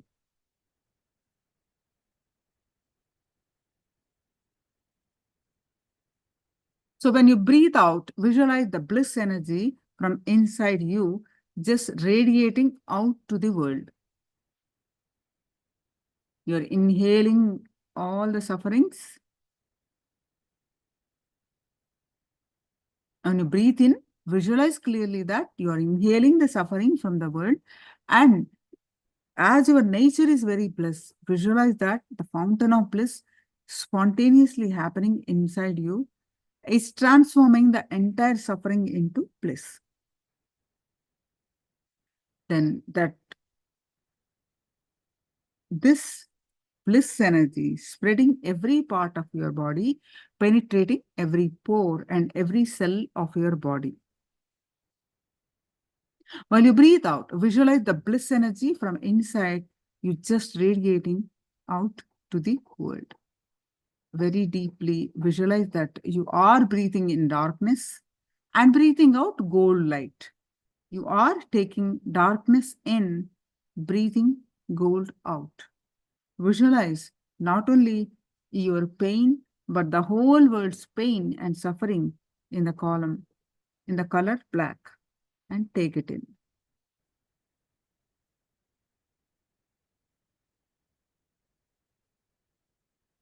Now let's continue immediately. Start breathing out. When you're breathing out, feel that you are breathing out golden light, bliss, joy, or ecstasy. Put your whole consciousness, awareness into this. Visualize. Now breathing in all the negative stuff.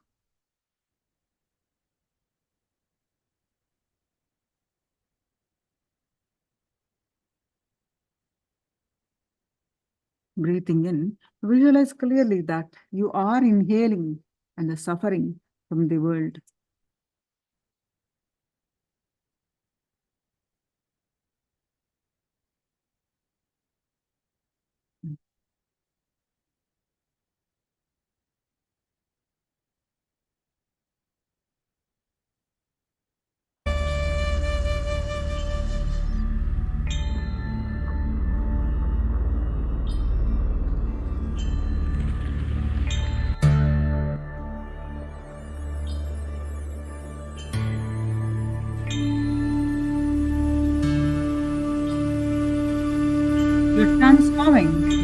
entire suffering into bliss.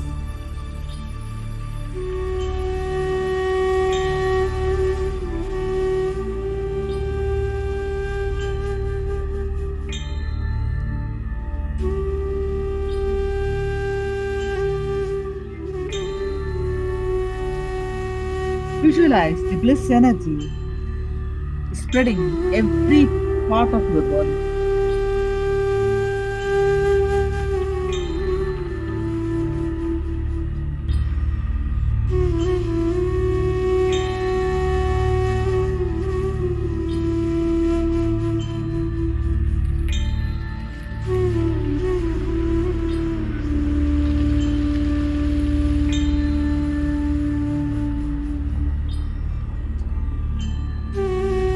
When you breathe out, visualize the bliss energy from inside you, just radiating out to the world.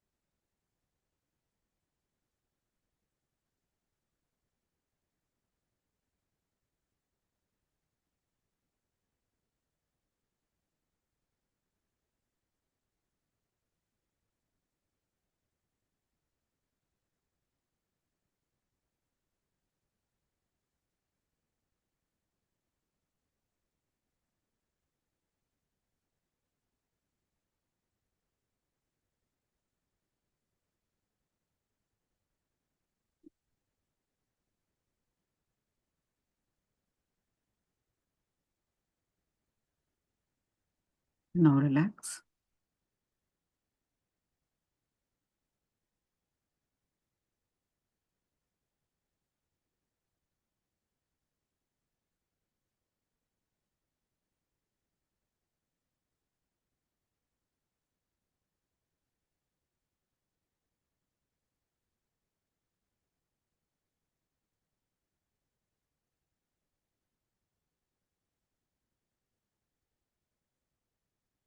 Now we're going to learn about the Vishesha Diksha.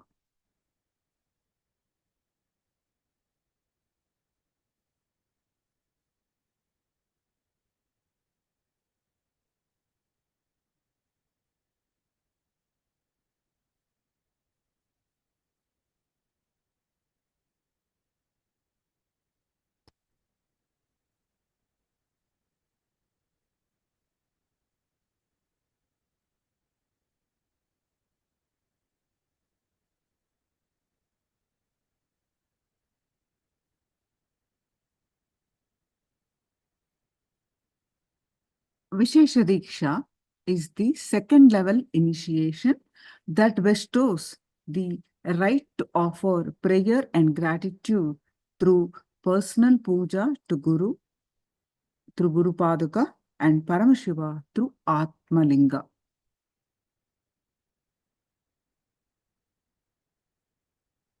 Whatever you share with the Paramashiva during the puja every day, he listens to you, he has to listen to you, and I am responsible for it. It is like you are empowered to do everyday worship.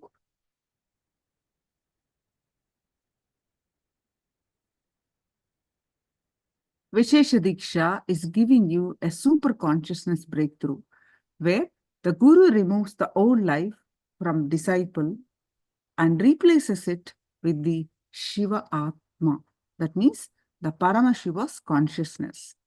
From his Ananda Gandha into the disciple getting initiated. This is a very spiritual process, and Vishesha Diksha is initiating you into the power manifestation and then opening the doors of KAILASA for you. Vishesha Diksha gives you the experience of KAILASA.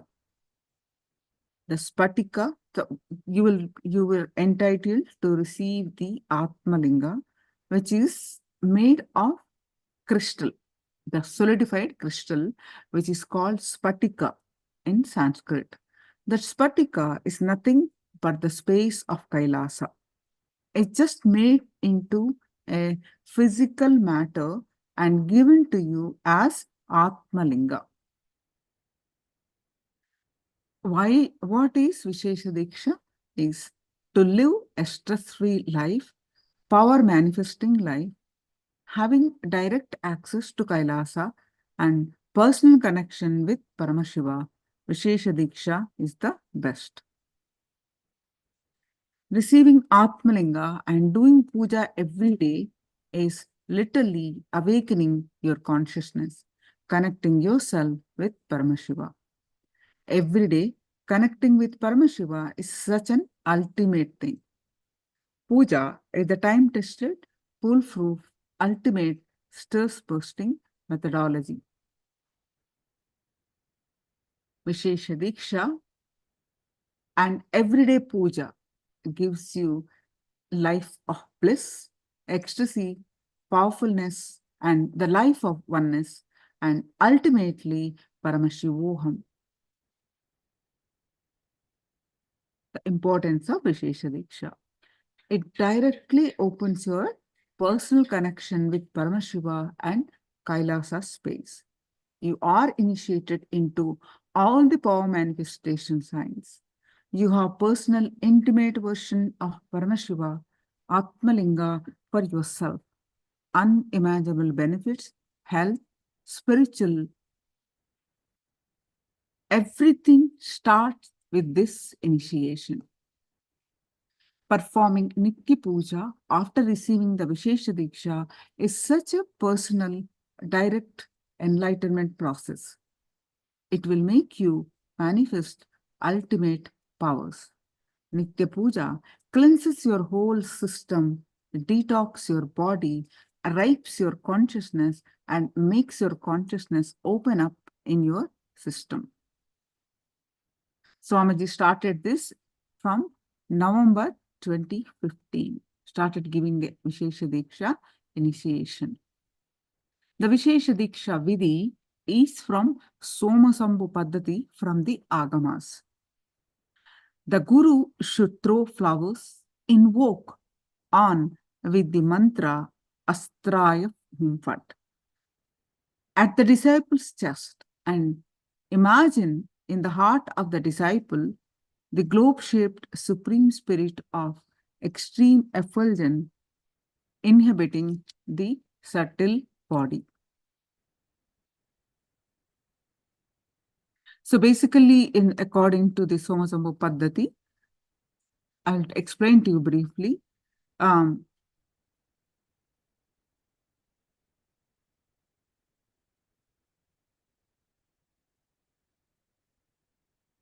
Guru, it's a completely spiritual process, takes away your inner space and put it in the fire.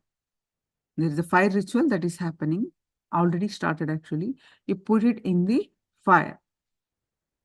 And the way it burns, actually I'll project, the way it burns, the Guru will know whether what kind of karma. See, there are certain karmas where it has to be burned, then only you're eligible to receive the Diksha. Only Guru can burn. There are some kind of sins committed by the disciple has to be burned. How does the fire is burned? Based on that, Guru will know what kind of a karma the disciple did and remove it. All right. So basically, Guru will throw the flower, take out your atma, take out your inner space, put it in the fire, and the way the fire burns, and Guru will understand the kind of sin the disciple did, and he removes it. So then, after the homa is over, the purified, your purified inner space after in the fire, everything is burned. Your purified inner space, Guru puts it in his inner space and mix with Paramashiva's inner space. And finally, puts it back to you. So basically, it takes out your inner space, burns it, put it in the fire ritual, cleanse it up with the karmas, and puts it in his Ananda Gandha and mix it with Paramashiva's inner space, and finally puts it back to you. That is the Vishesha Diksha significance. That's the whole thing is a spiritual process. That Swamiji does it during the initiation. So, but the most important thing many people miss is a lifestyle after Vishesha Diksha. There are certain rules, regulations to follow. That is what many people consider. The seeker, upon receiving the Vishesha Diksha, is ordained to follow some kind of precautions, practices. The seeker will perform Nithya Puja, meaning daily puja of the Guru Paduka and Shivalinga every day. The receiver shall not partake any non-vegetarian food, including meat, fish, eggs, and such food. No non-vegetarian food. The receiver should not engage in any activities of himsa, violence, of any jivas, living being, including self.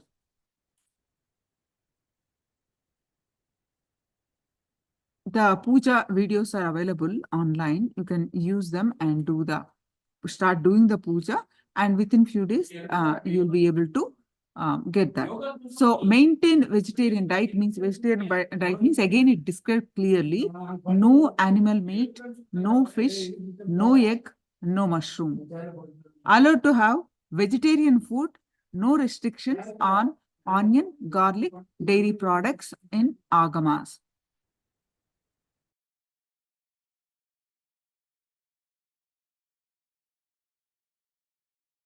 No specific mention on smoking, drinking with Vishesha Diksha.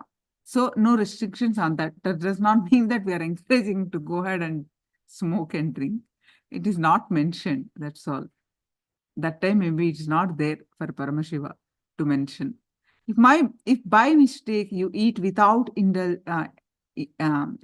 realizing something which contains egg, mushroom, immediately take Haritaki powder and flush out the substance out of your system as soon as possible and detox for your body.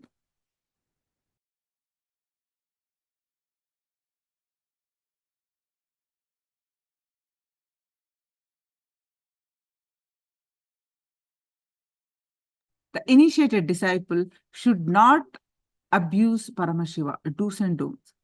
The source of the cosmos. He should not abuse the Shastras revealed by him.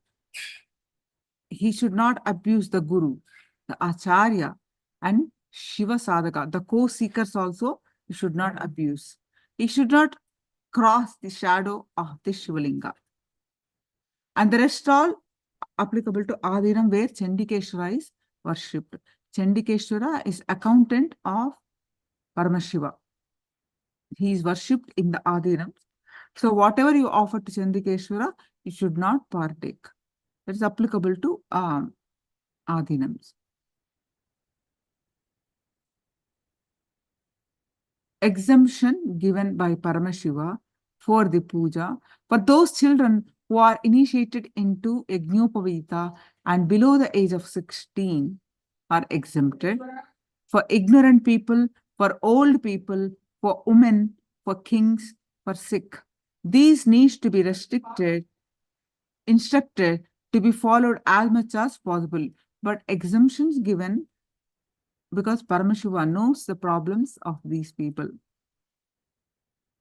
Lalita says, I'm a vegetarian, but tomato, chili could. Yes, ma, you can eat tomato and chili, not an issue.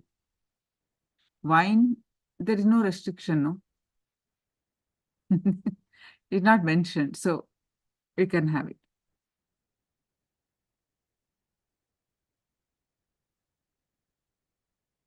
Tomato, you can happily have it. That's not an issue.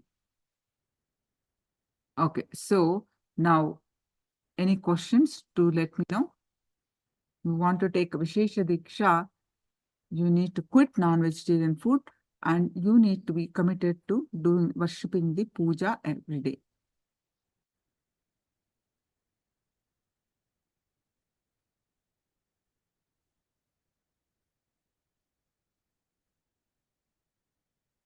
Now, Atmalinga.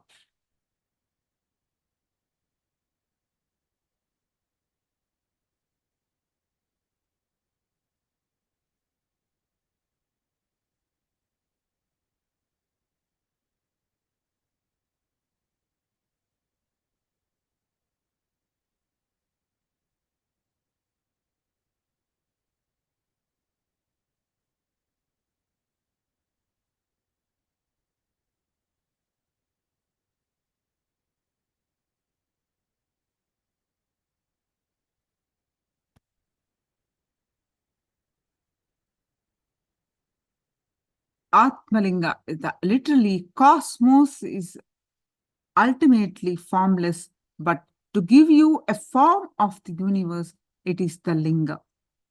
Atmalinga is programmed to radiate the cosmic DNA, the supreme consciousness.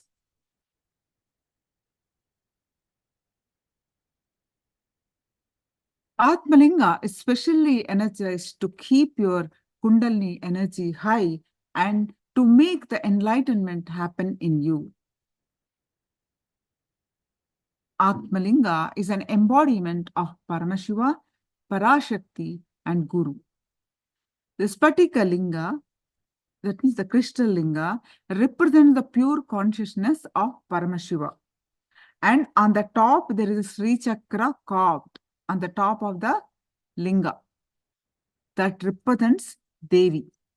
And on top of it, there is one point, the center, there is a point that is Bindu, that represents Guru. So the whole linga is Paramashiva. There is a Sri Chakra carved on it, that is Devi, represents the Devi. And on the top, there is a Bindu that represents Guru.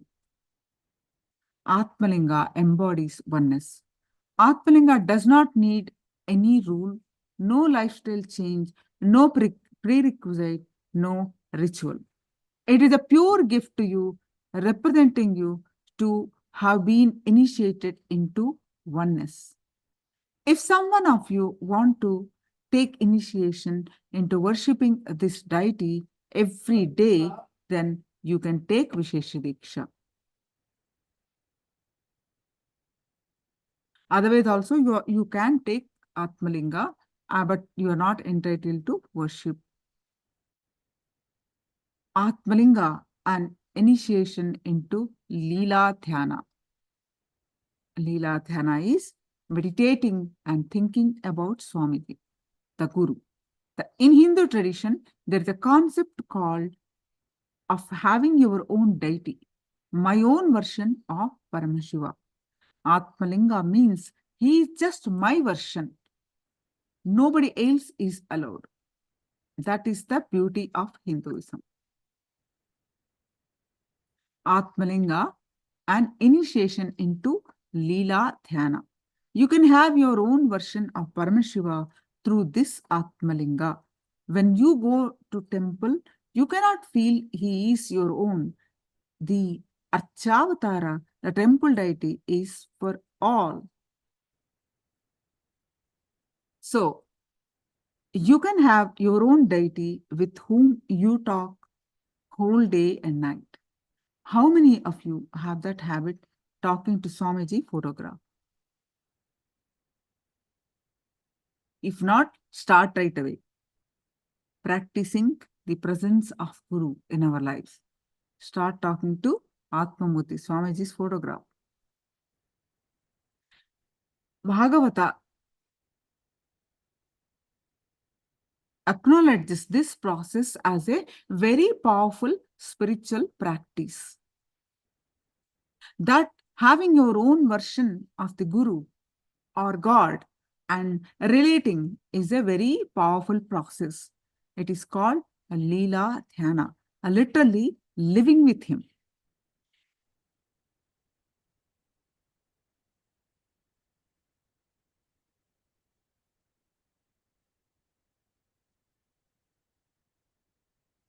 With Atmalinga, your feeling connection with Paramashiva, Parashakti, and Guru is kept alive. When the bhakti is alive, you are showered with miracles continuously.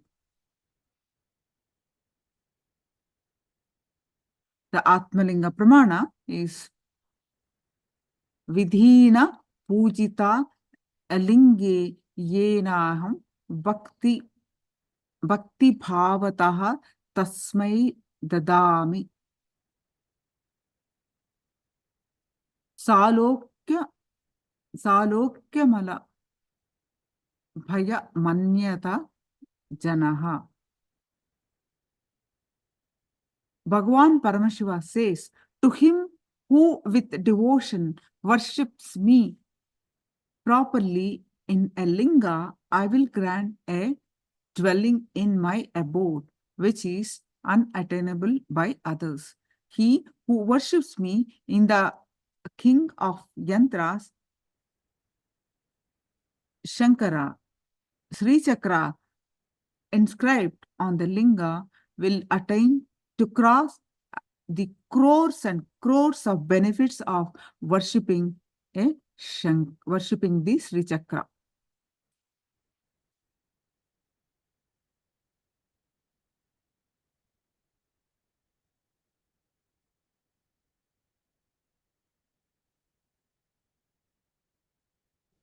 There's another pramana.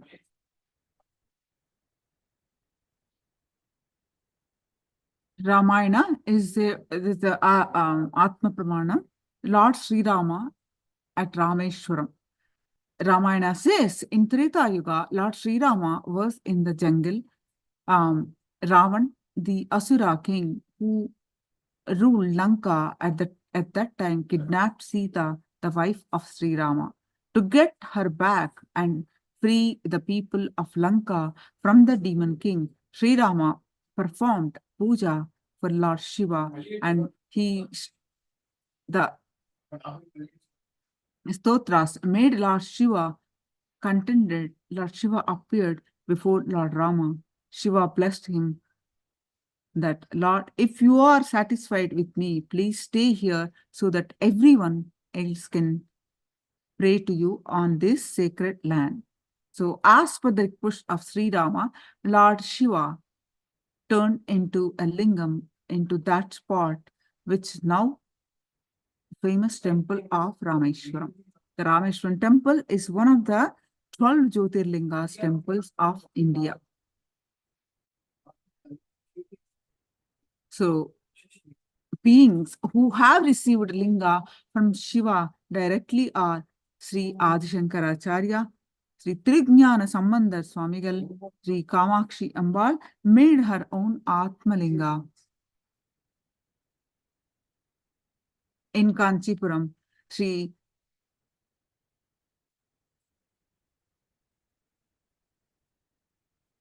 Akhilandeshwari Ambal made her own linga in Tiruvannam.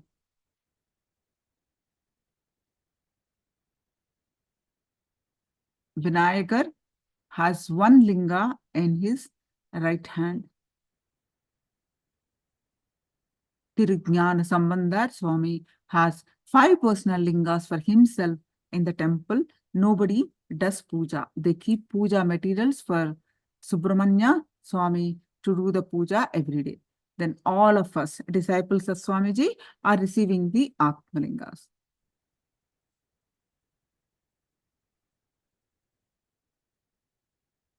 So this is how it looks, Atmalinga. Always carry the Atmalinga with you. The best if you can wear it on your body. You can make a chain or a bag and have the Atmalinga in it. You can heal yourself and others just by keeping the Atmalinga on the area that needs to be healed or on crown center.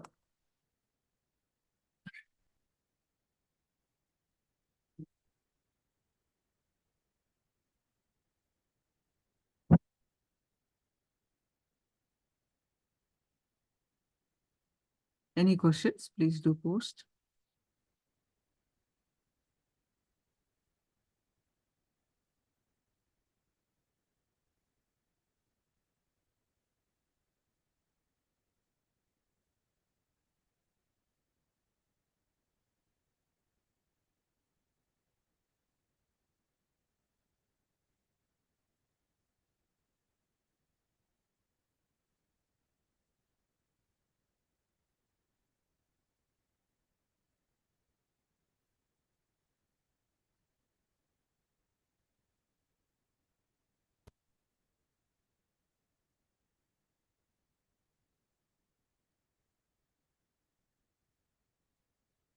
Soon we'll be joining the darshan preparation.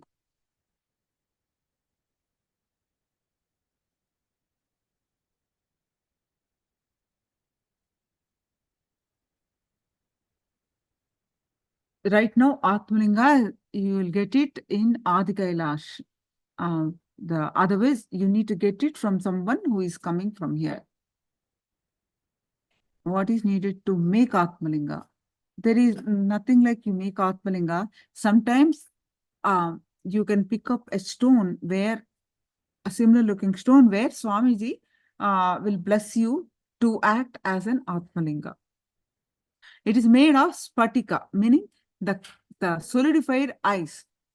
With a pure crystal, it is made.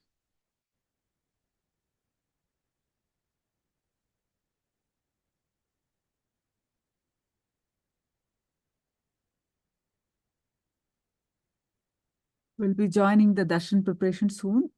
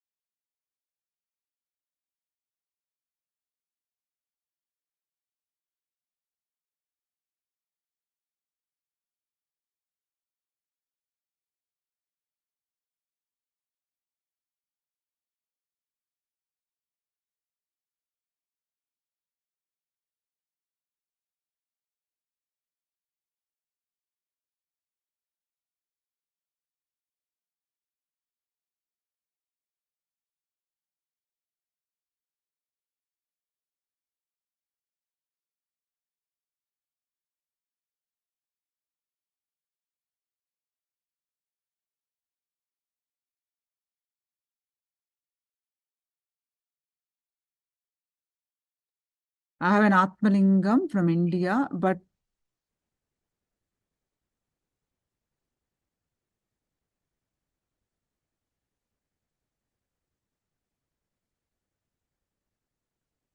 it's for a very long.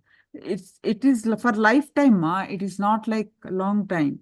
Once given, you have to keep it for your life. It is for lifetime.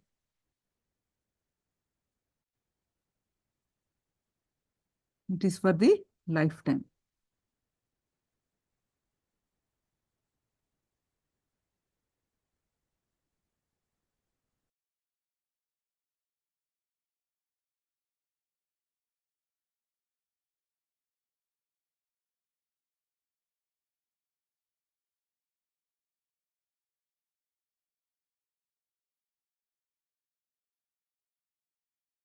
Few moments, please. We will be joining the darshan soon.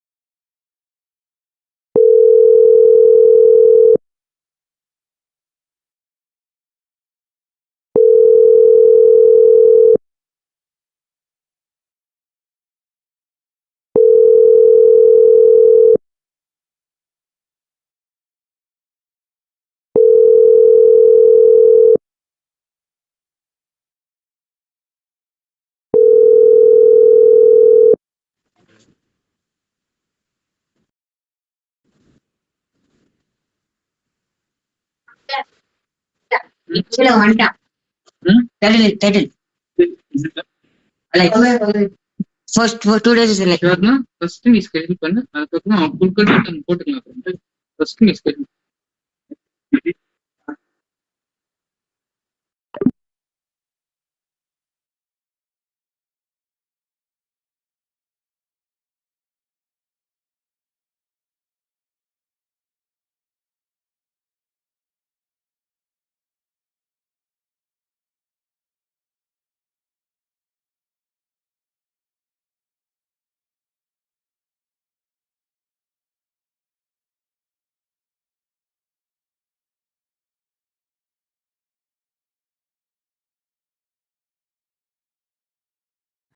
Atmalinga Mandala process. Participants who are here for receiving Vishesha Diksha, Samaya Diksha, and to attend the Atmalinga Mandala process all over the world in more than 170 campuses in 100 countries, literally all continents and time zones. I welcome all of you with my love and respects. Everyone who is sitting in all the campuses and live on Nithyananda TV, two-way video conferencing, having Nayana Diksha, Enlighten app, and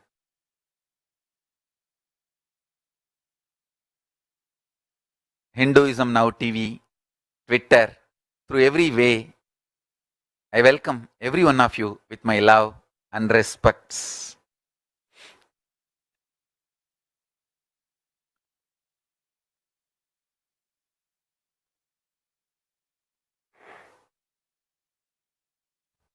Let me enter into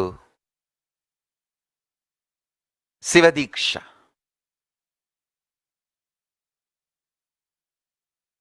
Understand, I'll give you just few important understandings. Just internalize these few important understandings.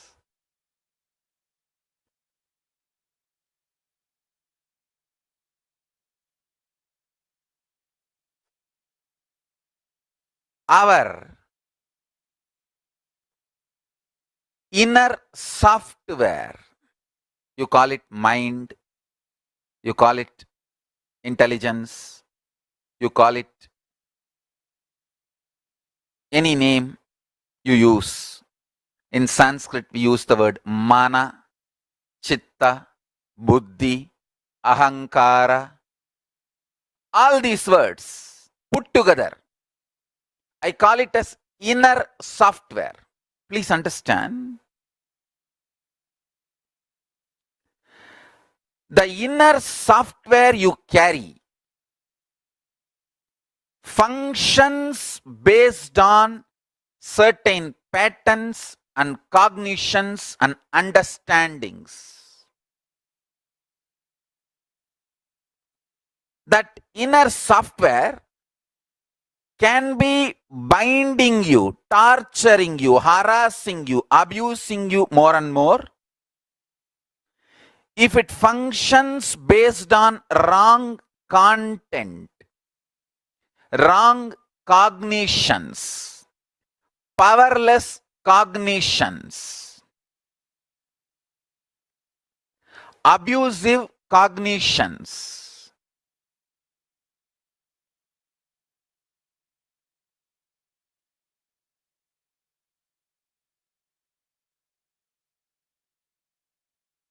If that inner software functions based on powerful cognitions, right cognitions,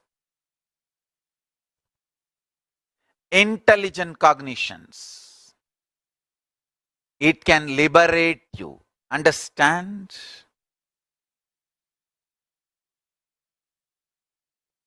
The inner software you are carrying, if that software functions on the right programming, powerful cognitions, it can liberate you and make you manifest powers and make you enlighten. If that inner software functions based on wrong cognitions, powerless cognitions, powerless content, understandings, ideas about you, about world, about God, about you, about world, about God, Jiva, you, self, Jagat, world, Ishvara, God. About all these three, the cognitions you have, the cognitions, conclusions you have about life, this all forms the core content for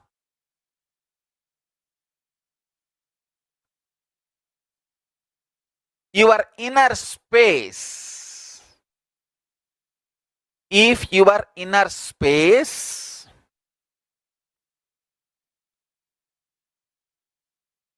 functions out of powerless thought currents, ideas, cognitions, it can suffocate you, it can torture you, it can destroy you, it can make you powerless, it can do anything. If your inner space starts functioning with a powerful cognitions, right understandings about self, world and God, not only you can become enlightened, you can start manifesting powers. Understand?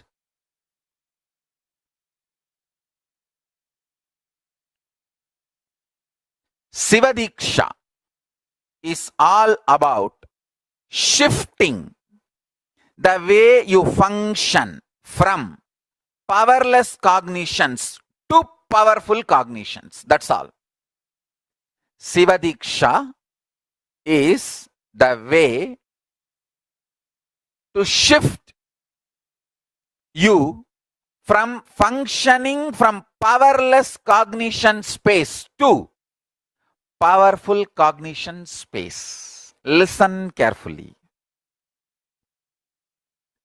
Understand life. Listen carefully and understand life.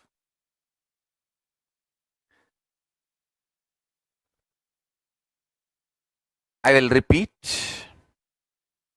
First,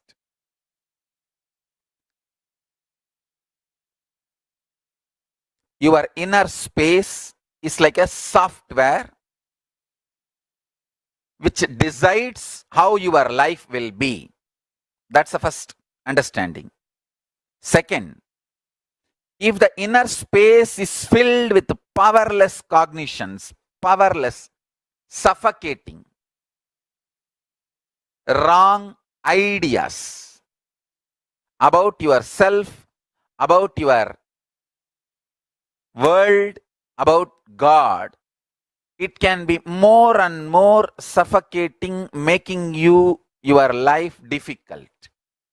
And if you can start building the content of your inner space, powerful, start functioning from powerful cognitions, truths, understandings about you, world, and life, you can become enlightened, manifest powers, and all possibilities. Now listen carefully. The good news I have is your inner space can be beautifully reprogrammed. It can be reprogrammed with powerful cognitions. It can be reprogrammed for enlightenment. It can be reprogrammed to manifest the state, space, powers of ultimate Paramashiva. The great news I have is it is too easy. Understand?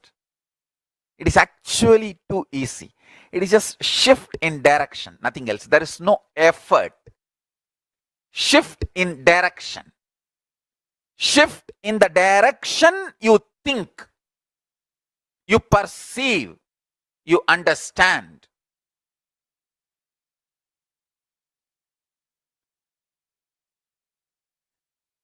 Shiva Diksha is all about giving you that shift. Shiva Linga is all about reminding you constantly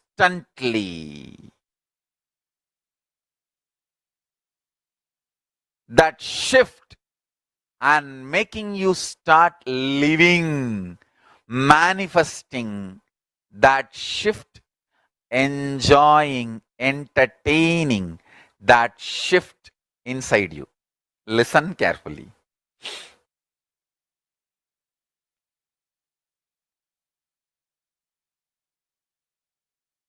Atma Linga is to remind your Atma is Linga. To give you experience that your Atma is Linga. Linga means the pure form of Paramashiva. The formless form of Paramashiva is Linga. Shiva Linga. Listen carefully. Now, I'll give you these basic few understandings. I want all the participants all over the world. I think it is one of the largest program, online program. Huge. At least 5-digit number. I want all of you to know two things. One, this whole program, whatever I am talking, will be uploaded. Please watch. And earlier, many Sivadikshas I have conducted. Please watch some of those videos for deeper understandings. Because deeper understanding enlightens you, awakens your Kundalini Shakti, awakens your consciousness. Now, listen to these few great truths first.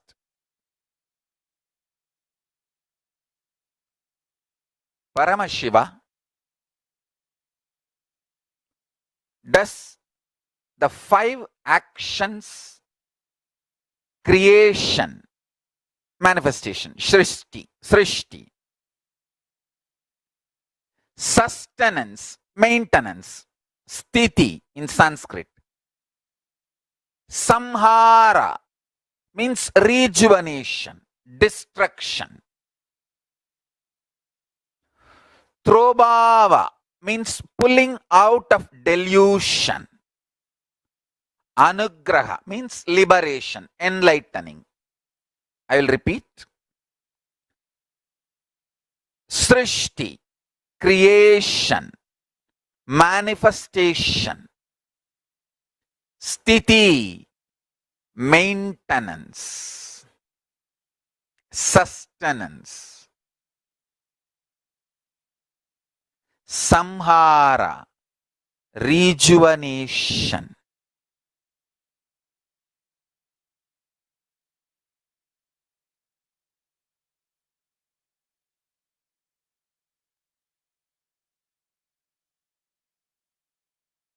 throbhava, pulling out of delusion,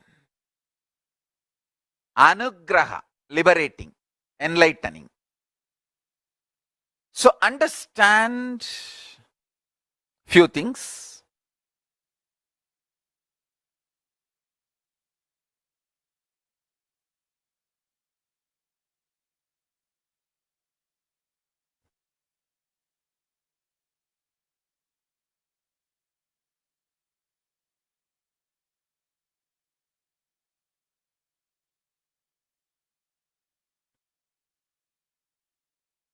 Listen carefully. Paramashiva does this 5 action: creation, maintenance, rejuvenation, pulling out of delusion, and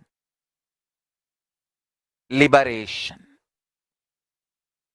Not only he sits in the cosmos and does all these 5 action, he sits in you also and does all these 5 action constantly in your life. Listen, the first powerful cognition. Paramashiva does all these 5 action, and same Paramashiva not only is sitting in the cosmos and doing this 5 action, he is sitting inside you and doing this 5 action. The core content of your inner space is Paramashivoham. You are Paramashiva. Listen carefully.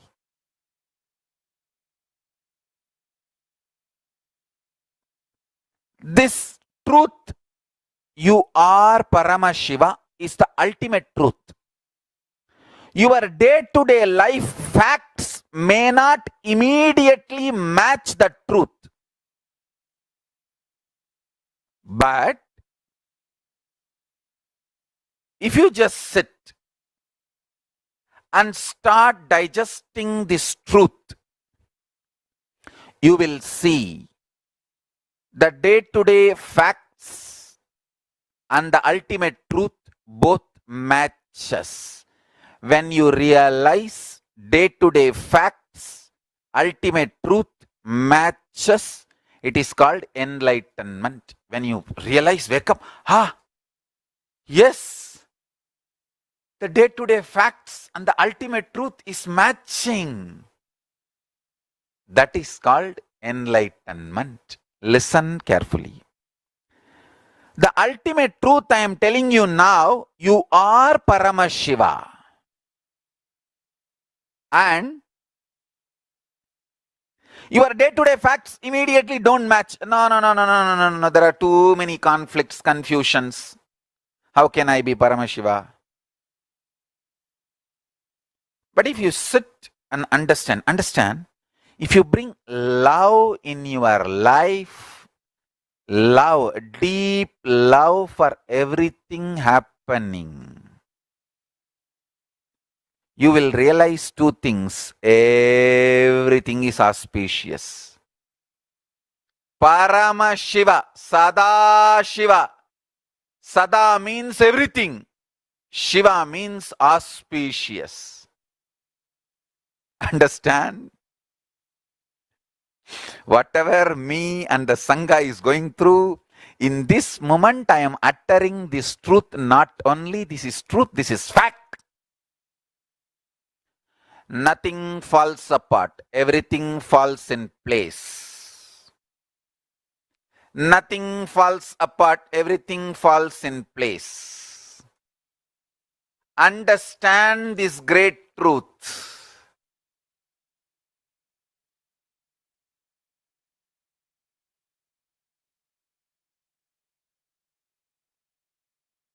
Have tremendous sympathy, love, compassion for life. It is the atmosphere, ecosystem of love, compassion, sympathy. That is the atmosphere where these higher realities are realized, manifested.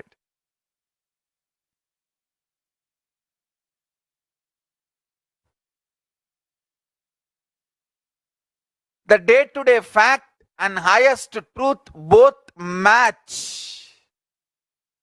Highest truth only manifests as day-to-day fact, and you will start realizing that. And you will also know how to manifest the day-to-day life as you want, aligned to the highest fact, highest truth. When you start internalizing this truth, I am initiating all of you into.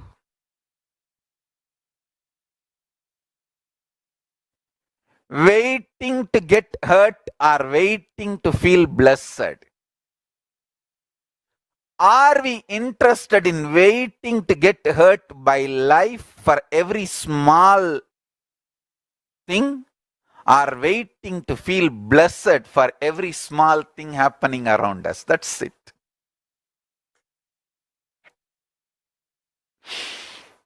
I tell you,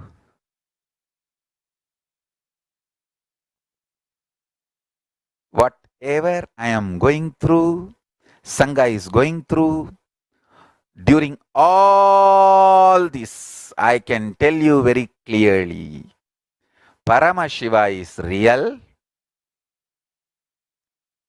Paramashiva, Parashakti, Kalabhairava are protecting me and the Sangha. Please understand.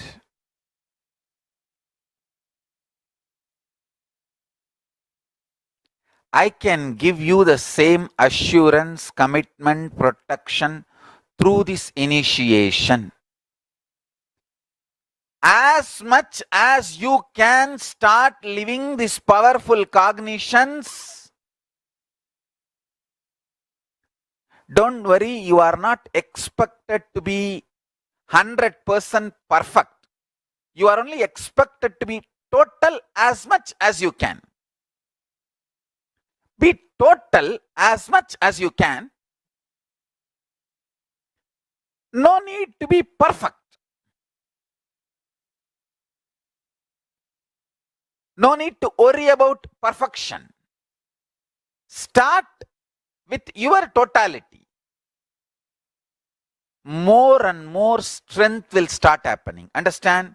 You have 14-inch biceps and you see somebody having 24-inch biceps and you feel, oh, when will I build 24-inch biceps and triceps? Impossible, forget about it. No, then life doesn't work in that way.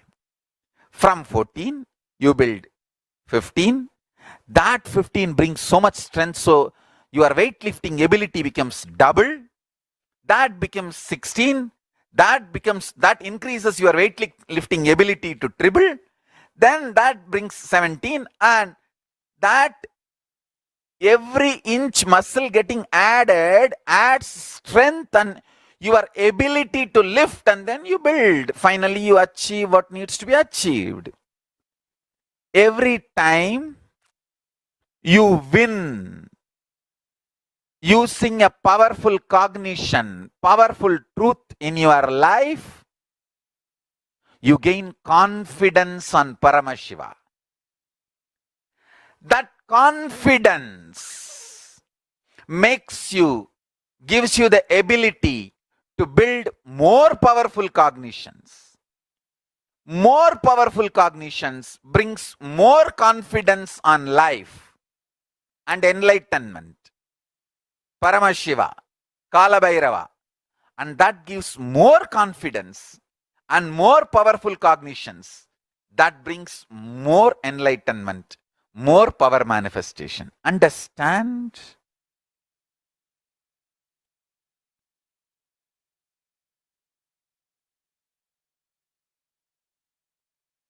Somebody goes to God and asks, God, bless me. Everyone should praise me. Give me the boon. Everyone should praise me and accept me. God said, hey, even I am not accepted by everyone. Why are you asking that? Even I am not praised and accepted by everyone. Don't ask for that. Life will ever be one side people praising you for your contribution. The other side people will be abusing you, attacking you, just because they are feeling deeply anger, violent inside for various reasons. You need to know, are you going to hurt yourself because they are vomiting their pains on you? Are you going to hurt yourself waiting